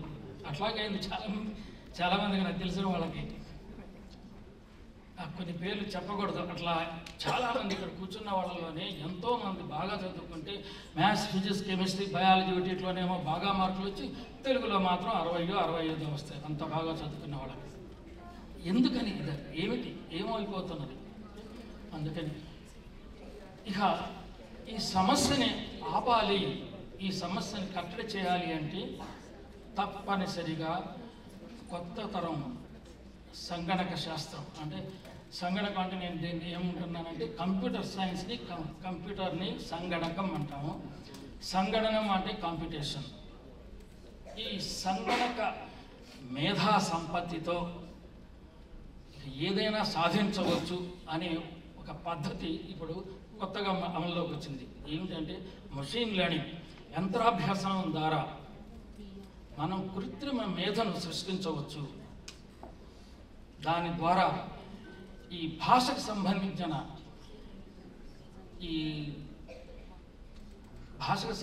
సమస్యని మనం కట్టడి చేయవచ్చు అనేది వచ్చింది. ఏమిటి కట్టడి చేయగలుగుతాం ఇక్కడ అంటే, ఇప్పుడు మన అందరం ఎందుకని ఇంగ్లీష్ చదువుకోవాలనుకుంటున్నాం, లేకపోతే మన నేతలు మనందరినీ ఇంగ్లీష్ ఎందుకు చదవించాలనుకుంటున్నారు అంటే, ఇంగ్లీష్ భాషలో ఎంతో జ్ఞాన సంపద ఉన్నది, అది మన భాషలోకి రాదు. అనువాదం చేయడం వలన, అంటే మనుషులు అనువాదం చేయడం వలన అది మనకి అందుబాటులోకి రాదు. ఎంత చేసినా ఇప్పుడు అంత ప్రపంచవ్యాప్తంగా ఎన్నో భాషల్లో జ్ఞాన సృష్టి జరుగుతోంది. ఆ జ్ఞాన సృష్టి అంతా మనందరికీ అందుబాటులోకి రావాలి అంటే తప్పనిసరిగా అనువాదం కావాలి. ఇప్పుడు దాకా మీరు ఆయన చెప్పారు, ఆచార్య వెంకటశెట్టి లక్ష్మీనారాయణ గారు, అనువాదం తప్పనిసరి. కానీ అనువాదం మనుషులు చేస్తే చాలదు ఇవాళ. ఎందుకంటే విపరీతమైన జ్ఞాన సృష్టి జరుగుతుంది ప్రపంచవ్యాప్తంగా, రాత్రింబగళ్ళు. ఆ జ్ఞానం అంతా మన భాషలో కావాలి అంటే మనుషులు చేస్తే చాలదు. అంటే ఇది సమాచార యుగం. సమాచారాన్ని ఎవరైతే కట్టడి చేయగలరో వాళ్ళ చేతిలోనే సంపద ఉంటుంది. అంటే ఈ సమాచారాన్ని మనం ఎలా కట్టడి చేయగలుగుతాం, సమాచారాన్ని మనం ఎలా తెచ్చుకోగలుగుతాం? మన ప్రతి భాష నుంచి, కొరియన్ నుంచి రావాలి, జపనీస్ నుంచి రావాలి, చైనీస్ నుంచి రావాలి, ఇంగ్లీష్ నుంచి రావాలి, జర్మన్ నుంచి రావాలి, ఫ్రెంచ్ నుంచి రావాలి. అన్ని భాషల్లోనూ తయారయ్యే ఈ జ్ఞాన సంపద నా భాషలో కావాలి. అది ఓవర్ నైట్, ఒక్క తెల్లవారే లోపల రావాలి. అది ఎప్పుడు సాధ్యమవుతుంది? అది కృత్రిమ మేధతో సంపన్నమైన భాషాభ్యాసంతో విశ్లేషించబడిన లార్జ్ లాంగ్వేజ్ మోడల్స్, బృహత్ భాషా నిధులు. ఈ బృహత్ భాషా నిధులను విశ్లేషణ ద్వారా సాధించిన ఈ కృత్రిమ మేధ ద్వారా, ఈ కృత్రిమ మేధ తోడై మనం సాధించిన ఈ యంత్రాధ్యయనం, ఈ యంత్ర అనువాదంతో సాధ్యమవుతుంది. అది ఎలా సాధ్యమవుతుంది అంటే, ఇంతకుముందు సంగణక భాష అనుకృతి, ఈ అనుకృతి అనేది నేను ఇక్కడ మోడలింగ్ అనే దానికి ఈక్వలెంట్గా వాడుతున్నాను. అనుకృతి అంటే మోడల్ ఆర్ మోడలింగ్, భాషానుకృతులు అంటే language modelling or linguistic modelling. సంగణక భాషాకృతులు ఇది కాంపిటేషనల్ లింగ్విస్టిక్ మోడలింగ్. ఇప్పుడు దీని వలన భారతీయ భాషల్లో ఈ సంగణక వ్యవస్థ, భాషా వ్యవస్థను మనం నిర్మాణం చేయాలి. అలా మొదలైంది ఇది. అనేక రకాలుగా తెలుగుకి ప్రామాణిక భారతీయ లిపి సంకేత వ్యవస్థ తయారైంది. దాన్ని ఇస్కి అంటారు, Indian script code for information interchange. ఆ తరువాత యూనికోడ్ వచ్చింది. యూనికోడ్లో అన్ని విశ్వ భాషల ఈ లిపులలాగా కాకుండా భారతీయ భాషలో ఒక ప్రత్యేకమైన ఈ వ్యవస్థ వచ్చింది. ఏమిటి అంటే, మనం ఏమాత్రం మార్చకుండా, ఇస్కీ కోడ్ని ఏమాత్రం మార్చకుండా ఉన్నది ఉన్నట్లు తీసుకెళ్ళి యూనికోడ్లో పెట్టేశాం. ఈ భాష ఒక్కటే, ఈ భారతీయ భాషల లిపులకు ఇది ఒక్కటే అలాంటి సాధనం సాధించింది. మిగిలినవన్నీ దీనికోసం రీఆర్గనైజ్ అయ్యింది. ఇంగ్లీష్ అయితే అవ్వలేదు. ఇంగ్లీష్ కూడా స్క్రిప్ట్ మోడిఫికేషన్ ఏమీ జరగకుండా ఉన్నది ఉన్నట్టుగానే యూనికోడ్లో వాడుతున్నాం. ఈ దీంట్లో తెలుగులో ఇప్పుడు ఉన్న అక్షరాలే కాకుండా ప్రాచీన అక్షరాలు కూడా దీంట్లో జరిగాయి. సో ఎవరు అక్షరాలు ఉంచాలా తీసేయాలా అనే దానికి అసలు ఆస్కారమే లేదు. కావలసిన వాళ్ళు కావాల్సినవి వాడుకోండి, అవసరమైన వాళ్ళు అవసరం ఎంత మేరకు వాడుకోవచ్చు. సో అన్ని రకాల మన లిపిలో ఉన్న అన్ని రకాల అక్షరాలు దీంట్లో ఉన్నాయి. ఇవాళ లేనివి, లేదా 7వ శతాబ్దం వరకే వచ్చి అక్కడే ఆగిపోయిన లిపిలో కొన్ని అక్షరాలు ఉన్నాయి. షకారము, బండీరా, ఇంకోటి ఇంట్ర అనేది, క్ష అనేది కూడా దాంట్లో ఉన్నాయి ఇవాళ యూనికోడ్లో, తెలుగు యూనికోడ్లో. సో ఇది పరివర్తిత విశ్వవ్యాప్త వర్ణ వ్యవస్థ తెలుగుకి సమకూరింది. దాంతోపాటుగా తెలుగును ఎక్కడైనా సరే, ఏ స్క్రీన్ మీదైనా సరే, ఏ ఆపరేషన్ టేబుల్ మీదైనా సరే, ఆపరేషన్ సిస్టమ్ మీదైనా సరే రాసుకొని చదువుకోగలిగిన వీలుంది ఇవాళ. అదే కాదు, ప్రతి లిపి నుంచి ఇంకో లిపికి, భారతీయ భాషల్లో అయితే 100% లిపిని మార్చుకొని చదువుకోవచ్చు. మనం చాలామంది తెలుగు లిపి రాని వాళ్ళకి ఉన్న తెలుగు టెక్స్ట్ని ఇంగ్లీష్లో, అంటే రోమన్ లిపిలోనో లేకపోతే దేవనాగరి లిపిలోనో ఇంకో లిపిలోనో కన్నడం లిపిలోనో ఏ లిపిలోనైనా చదువుకోవచ్చు. తర్వాత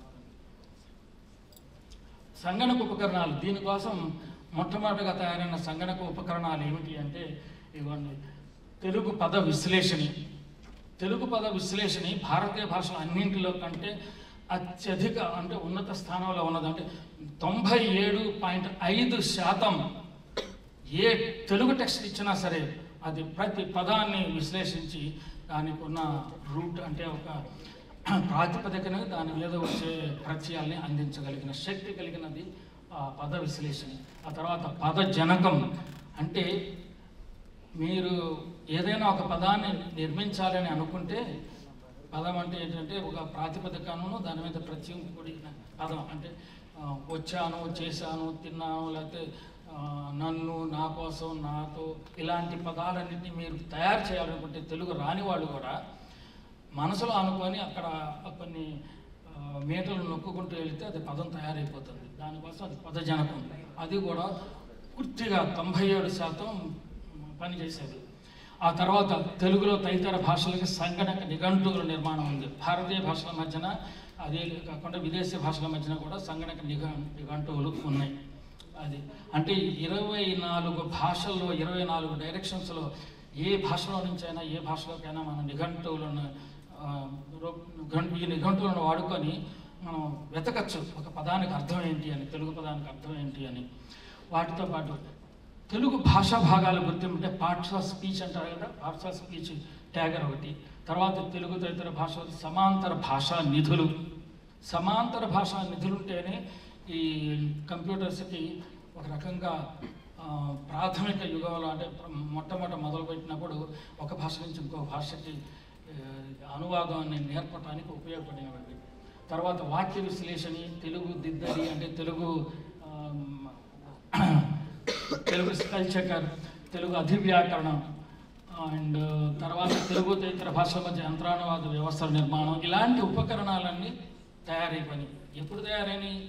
సుమారు 20 సంవత్సరాల క్రితం తయారైపోయినాయి. అవన్నీ కలిపి అసెంబ్లీ చేసి ఈ చివర యంత్రానువాద వ్యవస్థల నిర్మాణం జరిగింది. కానీ ఆ వ్యవస్థల నిర్మాణం అయితే జరిగింది, కానీ దాని నుంచి వచ్చే అనువాదాలు సరిగ్గా ఉండేవి కాదు. దానికి అనేక కారణాలు ఉన్నాయి. తర్వాత కారణాలు ఇవి మనం ఇప్పటికి ఉన్న వ్యాకరణాలతో దీన్ని అంతా నిర్మాణం చేశాం కదా, ఈ ఉపకరణాలన్నింటినీ, ఆ ఉపకరణాలన్నింటినీ కలిపి యంత్రానువాదాలను సిద్ధం చేశాము, యంత్రానువాద వ్యవస్థను సిద్ధం చేశాం. కానీ అవి మనం అనుకున్న రీతిలో మనుషులు చేసే అనువాదాలకు సమానంగా అద్భుతంగా లేకుండా ఉన్నాయి. ఎంత కూర్చొని ఎంతగా మనం దాన్ని బాగు చేద్దామన్న ప్రయత్నం చేసినా సాధ్యం కాలేదు. నిజంగా చెప్పాలంటే దాంట్లో ఒక 25 మంది కూర్చొని రోజు నిరంతరం కొన్ని సంవత్సరాల పాటు దాన్ని సరిదిద్దడానికి ప్రయత్నించినా కూడా సాధ్యం కాలేదు. కారణం ఒకటి, మన అసంపూర్ణ వ్యాకరణాలు. ఏ వ్యాకరణం అత్యున్నతమైన వ్యాకరణం ఒక దాన్ని తీసుకొని దాని నుంచి ఈ వ్యవస్థను తయారు చేస్తే అది 45% భాషని కూడా విశ్లేషించలేదు. ఆ తర్వాత వ్యాకరణ సూత్రాలు. అసలు వ్యాకరణ సూత్రాలకి నిర్దిష్టమైన ఇది ఉన్నది. ఏంటి? ఒక వ్యాకరణ సూత్రం రాస్తాం, ఇకో యానచి, లేకపోతే ఉత్తర ఖర్చు పరమప్పుడు సందేహము అని అంటాం. కానీ చాలా చోట్ల అవ్వదు, చాలా చోట్ల ఇకో యానచి అవ్వదు. ఎందుకంటే ప్రతి సూత్రం లీక్ అయిపోతుంది దాంట్లో. అందుకని నియోగ్రమీరెన్స్ అని ఉండేవాళ్ళు నవ్య వ్యాకర్తలు, వాళ్ళు అన్నారు ప్రతిదీ లీక్ అవుతుంది, ప్రతి సూత్రము ఎక్కడో ఒకటి లోపం ఉంటుంది, దానికి అపవాదాలు ఉంటాయి. ఈ అపవాదాలని కనిపెట్టినప్పుడల్లా ఇంకొక సూత్రం రాయి. ఇట్లా సూత్రం రాసుకుంటూ పోతే వేలలు లక్షల్లోకి వెళ్ళిపోతాయి. పాణిని సంస్కృతానికి ఏనాడు సుమారు 2500 సంవత్సరాల నాడు దాని వ్యాకరణం రాస్తే అప్పటికే సంస్కృతం మామూలు వ్యవహారం నుంచి పోయింది. చదువుకున్న వాళ్ళు మాత్రమే సంస్కృతాన్ని ఆ రోజు మాట్లాడేవాళ్ళు, అది కూడా 2వ భాషగా నేర్చుకొని. ఇవాళ మేమందరం అట్లయితే ఇంగ్లీష్గా నేర్చుకొని ఇంగ్లీష్లో వాడుతున్నాం. అంటే ఈ సహజ వ్యవహారాల్లాగా ఆ రోజు మాట్లాడేవాడు కాదు సంస్కృతాన్ని. అలాంటి సంస్కృతానికి ఆయన వ్యాకరణం రాస్తే దాంట్లో 4400 సూత్రాలు ఉన్నాయి. ఇక ఇవాళ ఆలోచించండి, ఇంత పెద్ద భాష, 10 కోట్ల మంది మాట్లాడే భాష, దేశవ్యాప్తంగా ఉన్న భాష, ఎన్నో మాండలికాలు ఉన్న తెలుగు భాషకి వ్యాకరణం రాయడం సాధ్యమవుతుంది? అసలుకి సాధ్యమే కాదు. ఒక మాండలికాన్ని తీసుకున్నా కూడా ప్రతి దాంట్లోనూ వేరియేషన్ ఉంటుంది. ఆ వైవిధ్యాన్ని ఒక సూత్రప్రాయంగా చెప్పడం చాలా చాలా అసాధ్యం. అట్లా ఆ అపవాదాలు, విశేష విధి సూత్రాలు అవన్నీ సంస్కృతంలో ఆ పాణిని తర్వాత వచ్చిన పతంజలి విపరీతంగా దాని గురించి చర్చించారు. ఇక ఆ తర్వాత కొంచెం ఒకసారి వెనక సోదరి, విదుషి, రాక్షసి ఇలాంటి పదాలు ఉన్నాయి. వీటికి బహువచనాలు ఏంటి? రాక్షసి అన్నారు అనుకోండి, రాక్షసులు అవుతుంది కదా, లేదా సోదరులు అవుతుంది. సోదరిని సోదరులు చేసేప్పటికి ఏముంటుంది? పూర్తిగా అర్థం మారిపోతుంది. మన అనువాద వ్యవస్థ కుప్పకు వెళ్ళిపోతుంది దాంతో. ఒక్కటి తప్పితే దాని తర్వాత వచ్చే వ్యాకరణం అంతా పోతుంది. సో అలాంటిది ఇప్పుడు ఒకసారి హనుమంతుడు సీతను వెతుక్కుంటూ రావణాసురుడి ఛాంబర్కి వెళ్ళాడు. పాప ఆయన నిద్రపోతున్నాడు రావణాసురుడు. ఆయన చుట్టూతా స్త్రీగణం ఉన్నది. అప్పుడు ఆయన రాక్షసీమణులు అని వాళ్ళని చూస్తాడు. ఈ రాక్షసీమణులో సీత ఎక్కడుందో వెతకడం చాలా కష్టం కదా అంటాడు. ఆయన ఎందుకు మణి అని వాడాడు అక్కడ, రాక్షసీమణి అని? ఎందుకంటే రాక్షసులు అని వాడితే అక్కడ మగాళ్ళు కూడా ఉంటారు ఆయనతో పాటు, అక్కడ ఆడజనమే ఉన్నారని ఆయన ఉద్దేశం. ఈ ఆడవాళ్ళలో సీత ఎక్కడుంది అని వెతకాలని అనుకున్నాడు ఆయన.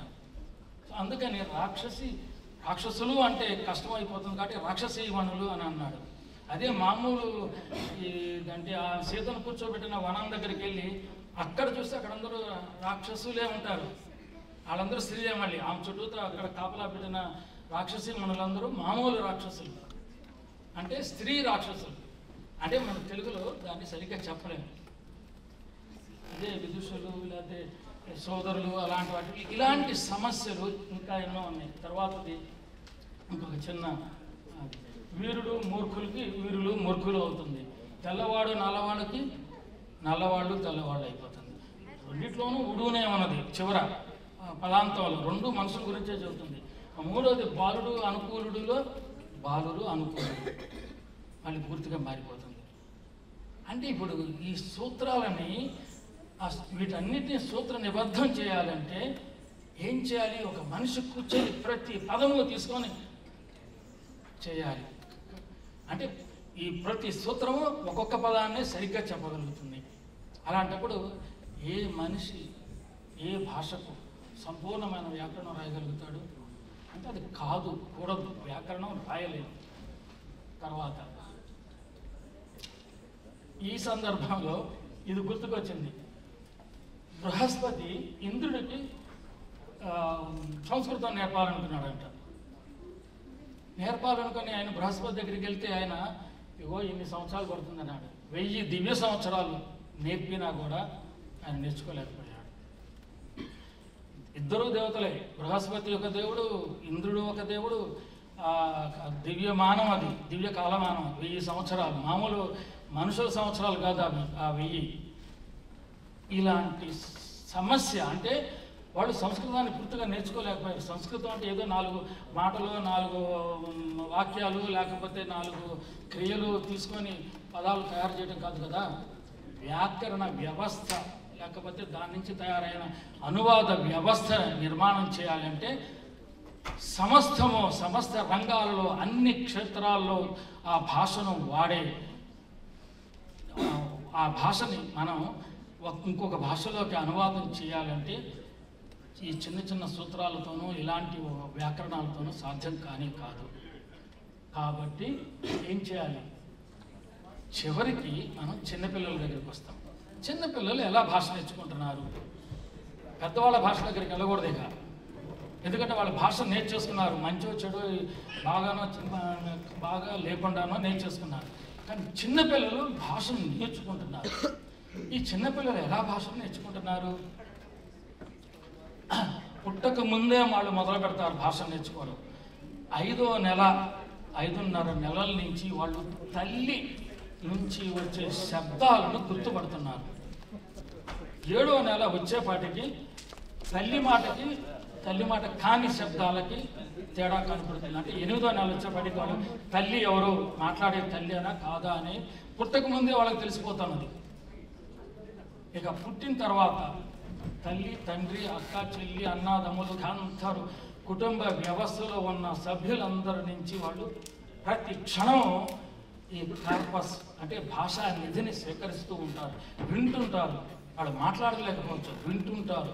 వాళ్ళకంతా లోన వ్యాకరణం సిద్ధమవుతూ ఉంటుంది. వాళ్ళు కొన్ని పదాలకు అర్థాలు నేర్చుకుంటారు, పదాలని గుర్తుపడుతూ ఉంటారు. 3వ సంవత్సరం పెడితే భాష మొదలైపోతుంది. 12 సంవత్సరాలకి పూర్తిగా భాష నేర్చేసుకుంటారు. ఆ నేర్చుకోవడంలో ప్రతిరోజు ప్రతి క్షణము వాళ్ళ వ్యాకరణ సృష్టి జరుగుతూ ఉంటుంది. వ్యాకరణాన్ని మార్చుకుంటూ 12 సంవత్సరం వచ్చేటప్పుడు సంపూర్ణ వ్యాకరణాన్ని సిద్ధం చేసుకుంటారు వాళ్ళ మనస్సులో ఆ భాషలో. కాబట్టి వాళ్ళకి 2 భాషలు కనుక వస్తే బ్రహ్మాండంగా ఒక భాష నుంచి ఒక భాషకి అనువాదం చేయగలిగిన శక్తి సామర్థ్యాలు కూడా కట్టుకుంటారు. అంటే భాషని నేర్చుకోవాలి అంటే పిల్లల దగ్గర నుంచే నేర్చుకోవాలి. మరి పిల్లలు ఎలా నేర్చుకుంటున్నారంటే భాషా నిధిని వాళ్ళు సేకరించి నేర్చుకుంటున్నారు. కాబట్టి దీనికి భాషా నిధులు అవసరమవుతాయి. అంటే వ్యాకరణంతో నువ్వు అనువాద వ్యవస్థను తయారు చేయొద్దు, భాషా నిధుల ద్వారా పూర్తి చేస్తాను తొందరలో 5 నిమిషాలు. భాషా నిధులను సమకూర్చుకోవాలి. ఎలాంటి భాషా నిధులు? అందరూ వాడే భాష కావాలి నాకు, అన్ని చోట్ల వాడే తెలుగు భాష కావాలి, అన్ని రంగాల్లోనూ వాడే తెలుగు భాష కావాలి. ఏదో బయాలజీలోనో లేకపోతే ఫిజిక్స్లోనో కెమిస్ట్రీలోనో వాడే తెలుగు కాదు, లేకపోతే ఏదో సాంస్కృతికపరమైన వాటిలో వాడే తెలుగు కాదు. సమస్త రంగాలలోనూ వాడే తెలుగు భాష కావాలి, అన్ని టెక్స్టులు కావాలి. ఇవాళ ఈరోజు ఇంగ్లీష్కి తర్వాత తొందరగా వెళ్దాం, ఇది కూడా నెక్స్ట్ తర్వాత. ఇంగ్లీష్కి భాషా నిధులు చూడండి. ఇంగ్లీష్ భాషా నిధులు 300 టెరాబైట్స్లో ఉన్నది. అంటే సుమారు టెరాబైట్స్ అన్నింటినీ మార్చి దాంట్లో వాళ్ళ భాషా నిధుల్లో PDF files, docx files, text files అన్ని రకాలుగా ఉంటాయి కదా, వాటన్నిటినీ వింగడించి దాన్ని ప్రాసెస్ చేసిన తర్వాత మిగిలేది 50 టెరాబైట్స్. ఆ 50 టెరాబైట్స్లో 50 టెరాబైట్స్లో వాళ్ళ పదాల పరిమాణం ప్రస్తుతం ఎలా ఉన్నాయి అంటే 1,50,000 కోట్ల పదాలు ఉన్నాయి. అంటే వాళ్ళ ఈ ఓపెన్ ఏఐ లేకపోతే చాట్ జీపీటీ, క్లాడ్ ఏఐ, లేకపోతే పర్ప్లెక్సిటీ, లేకపోతే డీప్ సీక్, ఇవన్నీ ఓపెన్ ఏఐ ద్వారా నేర్చుకున్న ఇంగ్లీషులో ఉన్న పదాల పరిమాణం ఏంటంటే 1,50,000 కోట్ల పదాలు, ఇంగ్లీష్ పదాల నిడివి కలిగిన పూర్తిగా సరిదిద్దబడిన పదాలు ఉన్నాయి. అంటే ఆ పదాలు ఎట్లా ఉంటాయి? వాక్య పద్ధతిలో ఉంటాయి. అదేమి పదాలు ఒక లిస్ట్ లాగా ఉండదు. అంతటి పరిమాణంతో ఉన్న డేటా సెట్ వాళ్ళ దగ్గర ఉన్నది. ఇక తెలుగు దాన్ని తీసుకుంటే 67 కోట్ల పదాలు. 67 కోట్ల పదాలు. మీరు అనుకుండవచ్చు, అమ్మో 67 కోట్ల పదాలు వచ్చినాయి తెలుగు భాషా నిధిలో అంటే. అది దాంట్లో వాళ్ళ లెక్క ప్రకారం 0.3 అంటే ఇంగ్లీష్లో ఉన్న భాషా నిధిలో తెలుగు భాషా నిధి 0.3 నుంచి 0.5 మధ్యన ఉందట.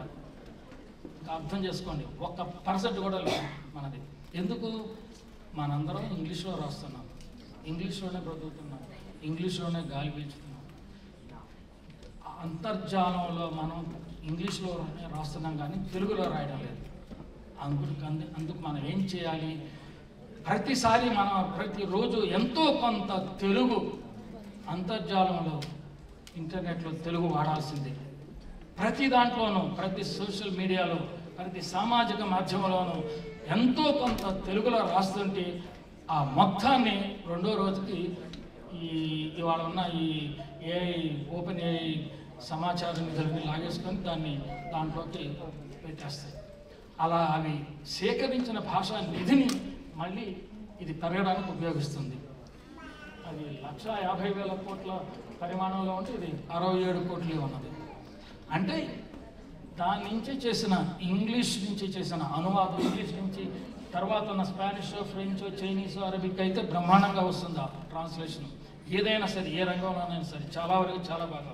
మరి తెలుగుకి తదితర భారతీయ భాషలోకి వచ్చేప్పటికీ అంత బాగా ఉండదు. బాగా ఉంటుంది, చాలా ఆశ్చర్యజనకంగా ఉంటుంది, బ్రహ్మాండంగా ఉంటుంది. కానీ అక్కడక్కడ తప్పులు పోతుంది. తర్వాత మూసేస్తాను యంత్రానువాద వ్యవస్థలు. తర్వాత ఇదంతా వద్దు. కొన్ని సమస్యలు ఎలా ఉన్నాయో చూడండి. ట్రంప్ ఎన్నో అమెరికన్ ప్రెసిడెంట్ అంటే ఇంగ్లీష్లో చెప్పాలంటే ఇన్ని రకాలు, అది కూడా కృతకంగా ఉంటుంది.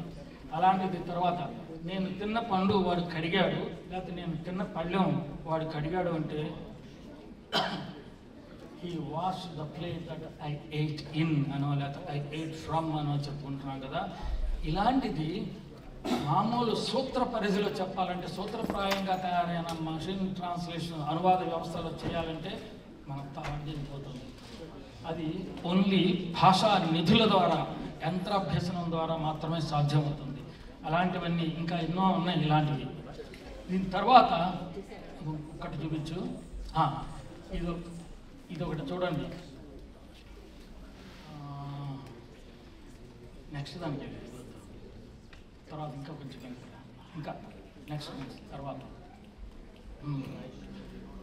ఇంకొక కింద కదా, అయ్యో దానికి ముందు ఇది తీసుకోండి. తాను హంతకుడు అనుకుంటున్నవాడు, తాను హతుడు అనుకుంటున్నవాడు ఇద్దరు అజ్ఞానులు. అంటే తాను హంతకుడు అనుకుంటున్నవాడు, తాను హతుడు అనుకుంటున్నవాడు ఇద్దరు అజ్ఞానులు. ఎందుకంటే ఆత్మ హనించదు, హనింపబడదు. ఇది మీరు ఎప్పుడన్నా విన్నారా?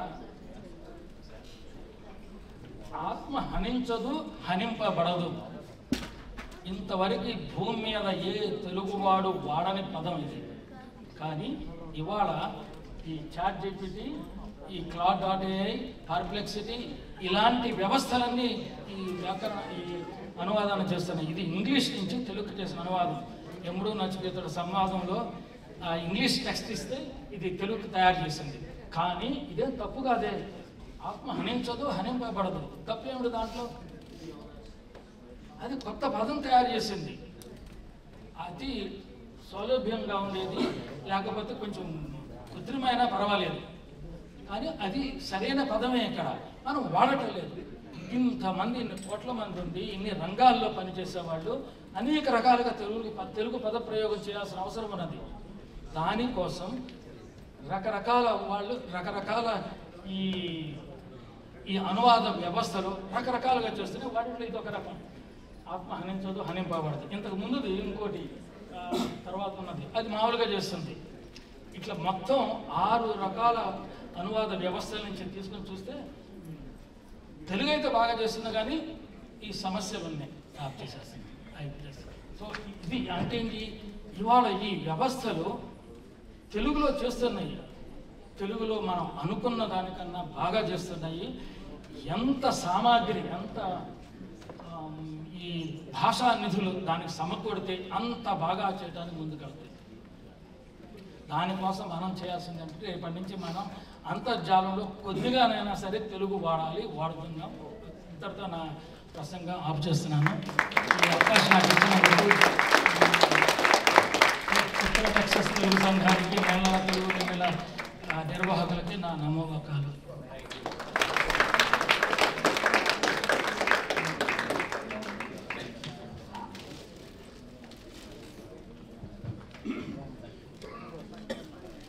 తెలుగు భాష మీద సాధికారికతో చెప్పినటువంటి ఆచార్య గార్పాటి ఉమామహేశ్వరరావు గారికి మా సంస్థ తరపున సంస్థ అధ్యక్షులు చంద్ర పైకెక్కాల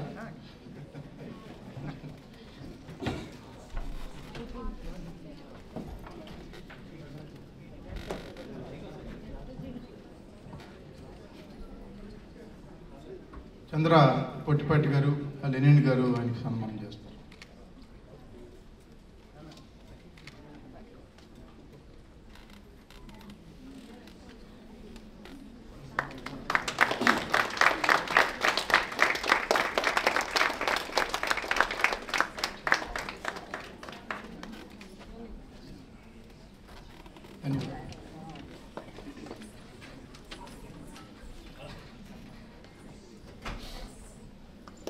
తర్వాత మన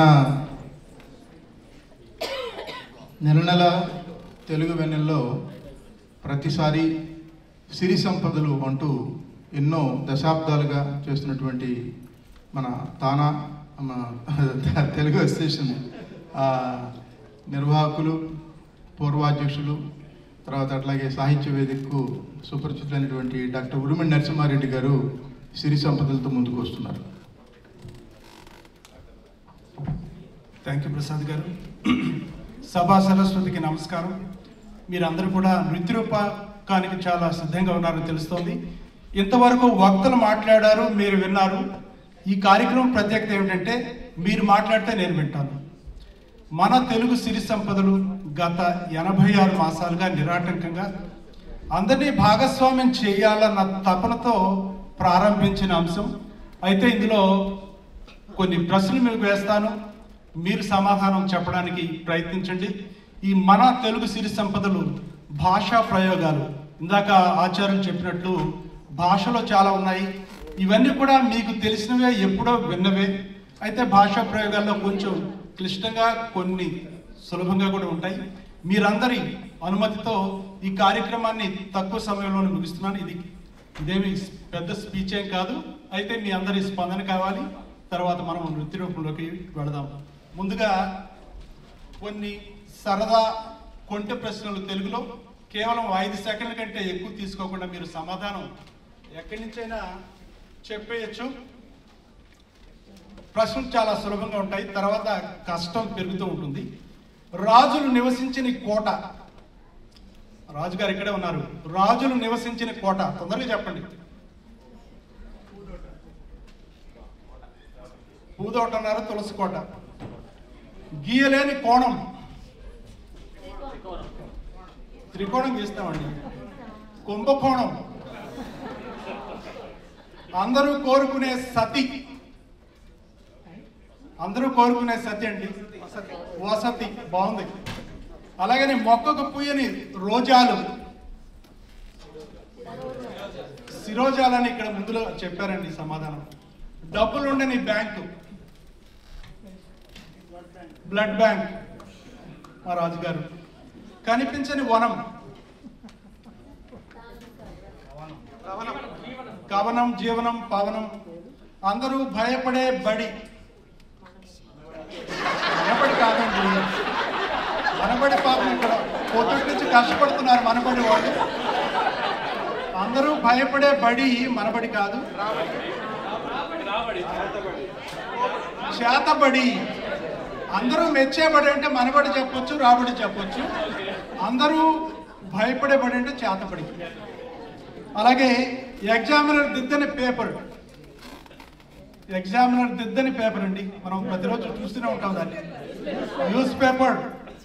చివరిగా ఉత్తరానికి దక్షిణానికి తేడా, ఉత్తరానికి దక్షిణానికి తేడా. అక్షరం కాదండి, ప్రయత్నించండి. చెప్పారు ఎవరో, ఉత్తరాన్ని పోస్టులో వేయచ్చు, దక్షిణాన్ని వేయలేము, అది తేడా. తర్వాత శ్లేషాలంకార వాక్యాలని కొన్ని ఉంటాయి. అంటే అక్షరాలు మార్చవు, కాకపోతే అటు ఇటు కొంచెం పదాలు మారుస్తూ ఉంటారు. ఉదాహరణకి మాట పెరిగింది, ఆ మాట విన్నాం కదా, దాన్నే మనం ఇంకొక రకంగా రాయొచ్చు, అక్షరాలు మార్చకూడదు. మాట పెరిగింది, మా టమాటా పెరిగింది. అర్థమైందా? శ్లేషాలంకార వాక్యాలు అర్థాలు వేరుగా ఉంటాయి, అవే అక్షరాలు. ఇంకొకటి, మా తాత మరు నిమిషంలో చేరారు, మా తాత మరు నిమిషంలో చేరారు. మరణించారు కదండి, మా తాత మరు నిమిషంలో చేరారు. దాన్ని మాత తమరు నిమిషంలో చేరారు. ఇలాంటివన్నీ కూడా భాషా ప్రయోగాలే. ఇక కొన్ని అప్రస్తుత చమత్కార ప్రశ్నలు అవధానాలుగా వేస్తారు మామూలుగా ఇవి, కానీ మీరే అవధాన అయితే ఈ ప్రశ్నలకు సమాధానాలు ఎలా ఉంటాయి? ఒక ప్రశ్న, ప్రేమికుడికి భర్తకు ఏమిటి తేడా? ఎవరైనా ప్రయత్నిస్తారా? దీనికి బోల్డని సమాధానాలు ఉంటాయి, ఒకటి కాదండి. గొడవ పడితే మాట్లాడేమోనని భయపడేవాడు ప్రేమికుడు, మాట్లాడితే గొడవ పడుతుందేమోనని భయపడేవాడు భర్త. తెలిసిపోయింది కదా. ఇలా నేను చాలా తొందరగా వెళుతున్నాను, ఎందుకంటే సమయానుభావం కొంచెం. ఇది ఒక ప్రహేళిక. ఈ ప్రహేళిక ఏమిటంటే, 3 శిరములుండు ముదమొప్ప 10 కాళ్ళు, కరముల నుండు 2 చేతులుంటాయి, కన్నులు 6, కొమ్ములైన 4, తోకలు 3. దీని భావమేమి? అంటే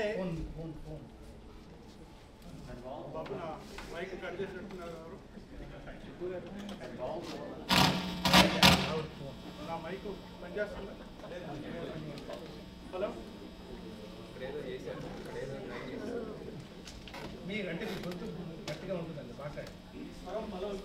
నాగలికి 2 ఎడ్లను, అంటే ఇది సమాధానం ఏమిటంటేనండి, 3 తలలు, ఇది ఒక ప్రహేళిక, 10 కాళ్ళు, 2 చేతులు, 6 కొమ్ములు, 4 కొమ్ములు, తోకలు 3 ఉంటాయంట. ఏమన్నా అర్థమైంది ఎవరికైనా? కాదు. రైతు నాగలి దున్నడం అని చెప్పారు. రైతు నాగలి దున్నేటప్పుడు 2 ఎడ్లు, ఒక రైతు ఉంటాడు కాబట్టి 3 తలలు, అలాగనే కరములు అవన్నీ చూడవచ్చు అన్నమాట. ఇలాగా ప్రహేళికలు కూడా మనకు ఇక తోకలు 3 అన్నారు. 3 మంచి ప్రశ్న వేశారు. 2 గంటలకు ఒక తోక ఉంటుంది, మేడి ఉంటుంది కదా, మేడి కూడా ఒక తోక. మేడి అంటే తెలిసే ఎవరికైనా? చాలా మందికి తెలుసు. ప్రకృతి వికృతిని మనం చిన్నప్పటి నుంచి చూస్తూనే ఉన్నాము. ఇవి సరదాగా తీరము ప్రకృతి వికృతి అని చెప్తారా? తీరము ప్రకృతి, దరి వికృతి, అలాగనే వృద్ధి ప్రకృతి, వడ్డీ వికృతి. ఇంకొకటి హృదయము ప్రకృతి, వికృతి చెప్తారా? నా మైక్ పనిచేస్తుందా?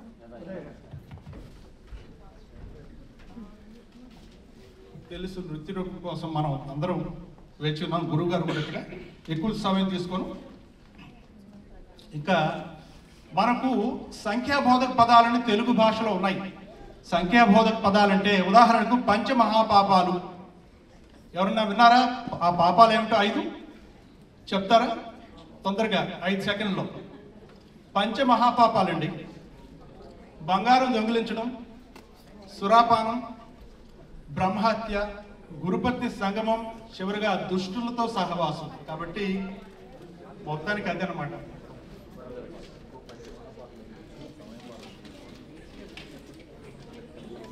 మనం మామూలుగా రోజు తెలుగు భాష మాట్లాడేటప్పుడు తప్పొప్పులు ఉంటాయండి. ఈ తప్పొప్పులు ఏమిటంటే సౌభ్రాతృత్వం అంటూ ఉంటాం. సౌభ్రాతృత్వం అంటే తప్పు. ఒప్పు ఏమై ఉండొచ్చు?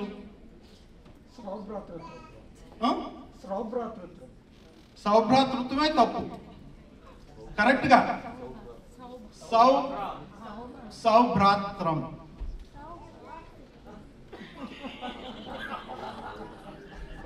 పాత్రికేయులు అంటూ ఉంటాం మనం. ఇవన్నీ నండూరు గారి పుస్తకంలో పత్రికల భాషలో ఉన్నాయండి. పాత్రికేయులు అంటూ ఉంటాం. సరైనది ఏమిటి? పాత్రికీయులు. శక్తివంతులు అంటూ ఉంటాం మనం. సరైనది ఏమిటి? శక్తిమంతుడు. ఇంకోటి బాగా అందరం పప్పులో కాలు వేసేది విలేఖరి అంటాం.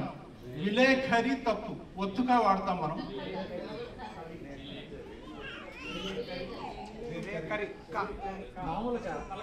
లేఖరి, అందరం విలేఖరి అంటాం, కానీ విలేఖరి అనేది తప్పని అందులో ఉంది. తర్వాత 2 జాతీయాలండి. మనం జాతీయాలంటే మనం వాడుతూ ఉంటాం. 7 గట్ల సవారీ అనేది జాతీయం విన్నారు ఎప్పుడన్నా? 7 కట్ల సవారీ చెప్తారా ఎవరన్నా? వెళ్ళదు కదా. ఇది పాడే శవాన్ని మోసుకుని వెళ్ళేదాన్ని 7 కట్ల సవారీ అంటారు. రాజైనా బంటైనా ప్రతి ఒక్కరికి 7 కట్ల సవారీ ఉండాల్సిందే. అంతేగాని ఇంకొకటి ఎత్తువారి చేతి బిడ్డ, ఇది కూడా ఒక జాతీయం. ఎత్తువారి చేతి బిడ్డ విన్నారా? ఇది అంటే వ్యక్తిత్వం లేనివాడు, సొంత ఆలోచన లేని వ్యక్తి అని 2 జాతీయాలు. ఇంకా కొంచెం క్లిష్టంగా ఉండే అవకాశం ఉంది.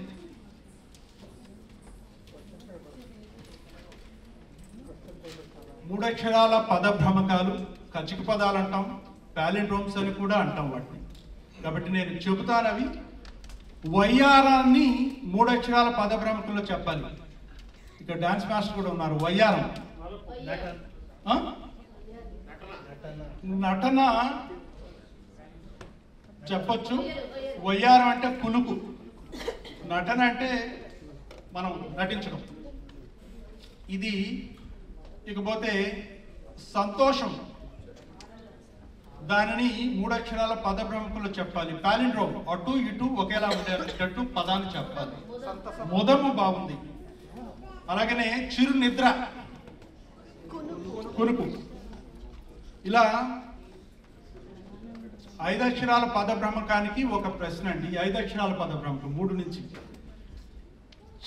చంద్రుడితో స్నేహం దేనికి ఉంటుంది? కలువ, దానిని 5 అక్షరాల పదభ్రమకంలో చెప్పాలి. ఎవరైనా ప్రయత్నిస్తారా? నెలవంక కాదు, పదభ్రమకం ఉండాలి 5 అక్షరాలది. కుముదము, కుముదముక్కు, ఎవరికైనా అడిగాను కాబట్టి కుముదముక్కు అని వస్తుంది. అలాగే ఇది సులభం. రాంబకొప్పులో ఉన్నటువంటి ఆ పూలమాల పేరు ఏమిటి? రాంబకొప్పులో ఉన్న పూలమాల పేరు 5 అక్షరాల పదభ్రమకం. మీకు సూచిక, అది మందారంతో చేస్తారండి. మందారమాల కాదు, చాలా దగ్గరకు వచ్చారు. మందార అంటే దామం, మందార దామం. అలాగా ఇంకొక నిమిషంలో నేను పూర్తి చేసి నేను దిగిపోతాను. ఇంకొక ప్రశ్న, ఏట్లో నీళ్లు ఉంటాయి కదా, మనం ఏమి చేయకపోతే ఆ నీరు వృధా అవుతుంది. 5 అక్షరాల పదభ్రమకం. మనం ఏమి చేయకపోతే ఆ ఏట్లో నీళ్లు వృధా అయిపోతాయి. 5 అక్షరాల పదభ్రమకం. కట్టకపోతే, కట్టకనేది రావాలి. ఇలాంటివన్నీ కూడా భాషా ప్రయోగాలేనండి. మనం రోజువారీ వాడే ఇంకొకటి, సీతపెళ్లికి సులకంగా పెట్టినటువంటి విల్లు 5 అక్షరాల పదభ్రమకంలో రావాలి. సీతపెళ్లికి సులకంగా పెట్టిన విల్లు. మీకు సూచిక, అది శివుని విల్లు అండి. అది విల్లు పంచాస్య చాపం, పంచాస్య చాపం. చివరి ప్రశ్న, నిమ్మపండు విత్తనం పేరేమిటి? ఇది కూడా 5 అక్షరాల పదభ్రమకమే. ఇలాంటివి చాలా ఉన్నాయి. 86 మాసాలుగా ఇది కార్యక్రమం జరుగుతోంది. ఇక్కడే కాదు, స్థానికంగా జాతీయ స్థాయిలో అన్ని తెలుగు సంస్థలు, మహాసభల్లో, ముఖ్యంగా మన ముందు కూర్చున్నటువంటి అమెరికా తెలుగు సాహిత్య సంస్థ నడుపుతున్నటువంటి ఒంగూరు ఫౌండేషన్ రాజుగారి చేతులు. ఇందాక అడిగిన ప్రశ్నకి జంబీర బీజం. అయ్యా నాకు, ఎందుకంటే ఒక రోజంతా ఇక్కడ ఉండగలను, కాకపోతే దిగిపోమని అంటున్నారు కాబట్టి సంతోషంగా దిగుతున్నాను. మీ అందరి స్పందనకు ధన్యవాదాలు.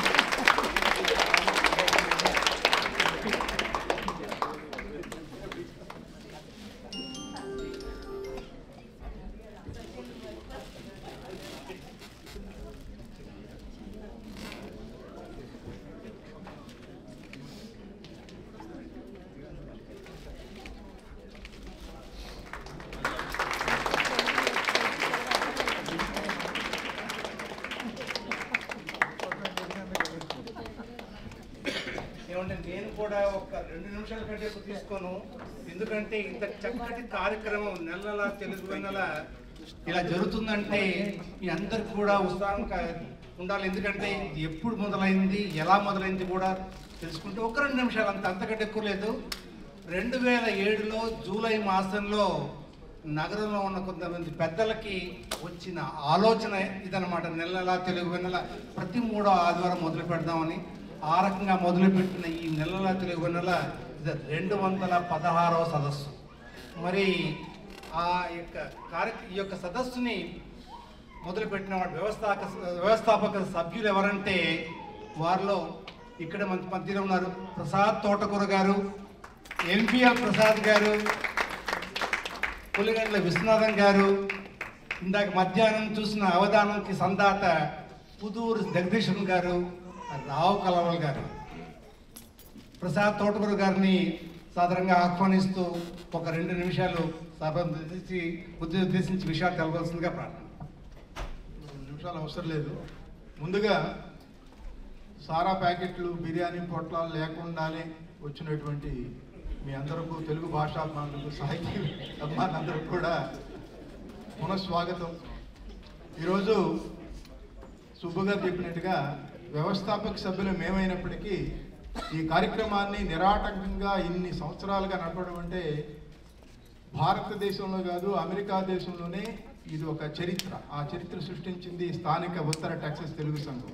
ముందుగా అప్పటి చిత్రవర్గం నడిపినటువంటి అధ్యక్షులకు, కార్యవర్గ సభ్యులకు అందరికీ మరొకసారి కృతజ్ఞతలు తెలియజేస్తూ, ఈ ఆలోచన వచ్చినప్పుడు కొంతమంది కలిసి ఉంగూరు చిట్టరాజు గారిని అడిగాం, అయ్యా మీరు ఒకసారి రావాలి, మాకు ఆ ఫీస్ట్ నుంచి వచ్చి ఈ కార్యక్రమం తలపెడదాం అనుకుంటున్నాము, ఇది నిర్విఘ్నంగా సాగాలి, దానికి మీరు నామకరణం చేయాలంటే ఆయన వచ్చి నామకరణం చేశారు నెల తెలుగు వెన్నెల అని. అప్పటి నుంచి ఇప్పటి వరకు జరుగుతున్నటువంటి కార్యక్రమం ఇది. ఒకసారి ఉంగూరు చిట్టరాజు గారిని వేదిక మీదకి వస్తే మా ఉత్తర టెక్సస్ తెలుగు సంఘం పూర్వ అధ్యక్షులు అందరూ కూడా వేదిక మీదకి వస్తారు. అట్లయి చంద్రరావు గారు, ఉరిమిడి నరసింహారెడ్డి గారు, చెరుసత్యం వీరనప్ప గారు, శారదా సింగిరెడ్డి గారు, సురేష్ మండవ గారు ఉన్నారు. ఇంకా ఎవరున్నారు పూర్వాధ్యక్షులు, ప్రస్తుతం కార్యవర్గ సభ్యులు అందరూ వస్తే ఒకసారి ఆయన సన్మానం చేయొచ్చు. అయ్యా రండి చిట్టరాజు గారు.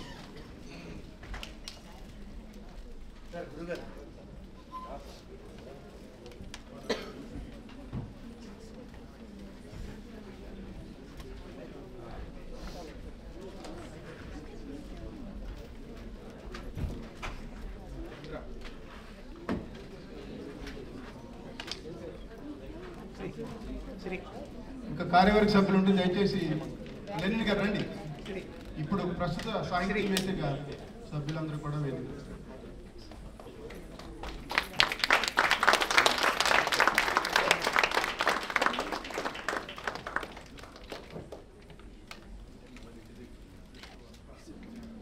ఇప్పుడు ఈయన ఒక ప్రకటన చేసి దిగిపోతారు. ఆ తర్వాత బ్యాలే ప్రారంభం.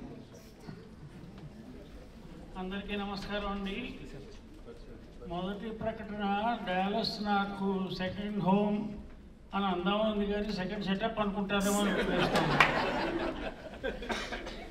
అలా ఏం కాదు. మహా సంతోషం ఏమిటి అంటే 18 సంవత్సరాల క్రితం ఒక అందమైన ఆడపిల్లకి నెలలా తెలుగు వెన్నెల అని పేరు పెడితే ఇప్పుడు ఒక అద్భుతమైన సౌందర్యవతిగా, పుష్టిగా, వీళ్ళందరి ధర్మం అని చెప్పేసి ఇంత బాగా ఎదిగిందంటే నాకు చాలా సంతోషంగా ఉంది.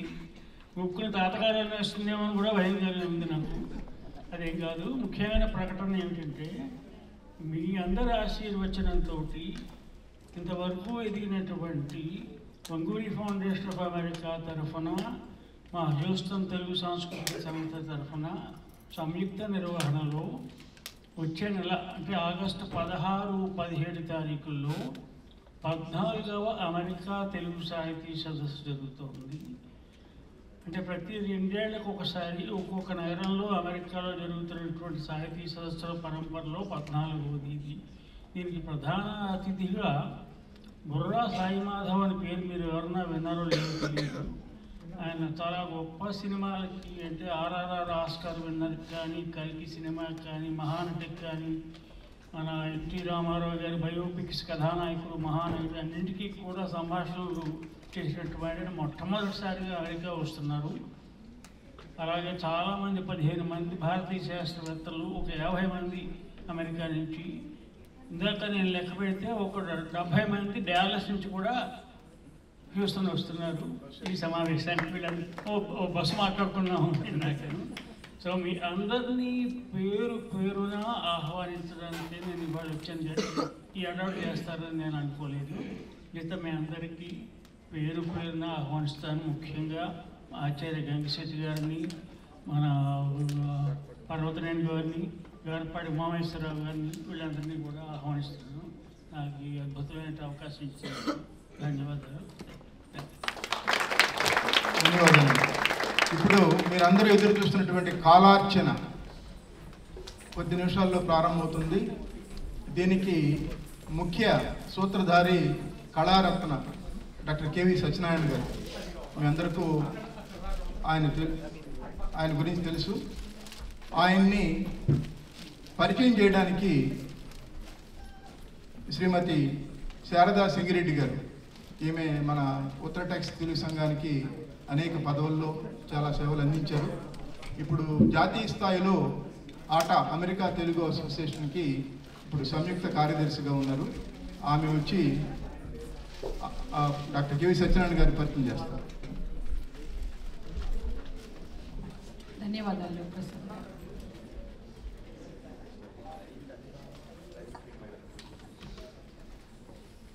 అందరికీ నమస్కారం. ఇప్పుడు కార్యక్రమంలో భాగంగా సాక్షాత్ నటరాజ స్వరూపుడు, ప్రముఖ కూచిపూడి నాట్య గురువు అయిన గౌరవ శ్రీ కేవి సత్యనారాయణ గారికి ఆత్మీయ ఆహ్వానం పలుకుతున్నాము. ఇది పరిచయం అక్కర్లేని పేరు, ప్రపంచం మొత్తం విపంచిలా వినిపించే పేరు. కూచిపూడి కళా వైభవాన్ని విశ్వవ్యాప్తం చేసిన మహానుభావుడు. కూచిపూడి నృత్య కళాకారుడుగా, గురువుగా, రచయితగా, నృత్య దర్శకుడుగా, సాంస్కృతిక రంగ సేవకుడిగా ఎంతో ఖ్యాతిని ఆర్జించిన వ్యక్తి. శృతిలయలు, స్వర్ణకమలం, సూత్రధారులు, స్వాతికిరణం వంటి గొప్ప చిత్రాలకు నృత్య దర్శకత్వం వహించారు. ఆయన అద్భుత ప్రతిభకు గాను శృతిలయలు చిత్రానికి నంది పురస్కారం లభించింది. కరోతి వెంకట సత్యనారాయణ గారు, మన కేవీఎస్ గారు 1957 సెప్టెంబర్ 26న వెంకటరమణమ్మ గురువులు దంపతులకు ఏలూరులో జన్మించారు. చిల్లర కొట్టు చిట్టమ్మ, నిర్మల, సికందర్, పల్లి ట్రైనింగ్, ఊరెమ్మటి బ్రతుకులు వంటి ఎన్నో సాంఘిక నాటకాలలో కథానాయక పాత్రను పోషించారు. 1983లో శ్రీ సత్య కూచిపూడి అండ్ జానపద నృత్య అకాడమీ స్థాపించి ఎందరినో నాట్య కళాకారులుగా తీర్చిదిద్దారు. 1989 నుండి అమెరికాలో నాట్య తరగతులు ప్రారంభించారు. ఆయన America, great Britain, Canada, Singapore, Korea మొదలగు ఎన్నో దేశాలలో తన కళను ప్రదర్శించారు. పూజ్యశ్రీ గణపతి సచ్చిదానంద స్వామీజీ దత్తపీఠం మైసూరు వారు, పూజ్యశ్రీ కంచి కామకోటి పీఠాధిపతి శ్రీ శ్రీ జయేంద్ర సరస్వతి కంచివారు, పూజ్యశ్రీ విశ్వయోగి విశ్వవిజయ స్వామీజీ గారు ఆస్థాన విద్వాన్గా ప్రకటించారు. దేశ దేశాల దేవాలయాలలో ఆస్థాన నాట్యచారులుగా నియమింపబడి ప్రస్తుతం మన ద్వారక తిరుమల దేవస్థాన ఆస్థాన ఆచార్యుడిగా పనిచేస్తున్నారు. ఆయన పొందిన సన్మానాలు, సత్కారాలు, అవార్డుల లిస్టు చదవడానికి మన సభా సమయం సరిపోదు. అంతటి కాలాతీతుడు మన కోసం కాలార్చన చేయడానికి రావడం మన అదృష్టం. వీరికి ప్రతి ఒక్క తెలుగు సంస్థ అమెరికాలో వారికి ఎన్నో సంస్థలతో అనుబంధం ఉంది. అలాంటి గొప్పవారిని మనం ఈరోజు ఇక్కడ చూడడం, ఈ నృత్య ప్రదర్శన కూడా చూడడం మన అదృష్టంగా భావిస్తున్నాము. కార్యక్రమంలోకి వెళ్ళవలసిందిగా కోరుతున్నాను. Thank you. ధన్యవాదాలు.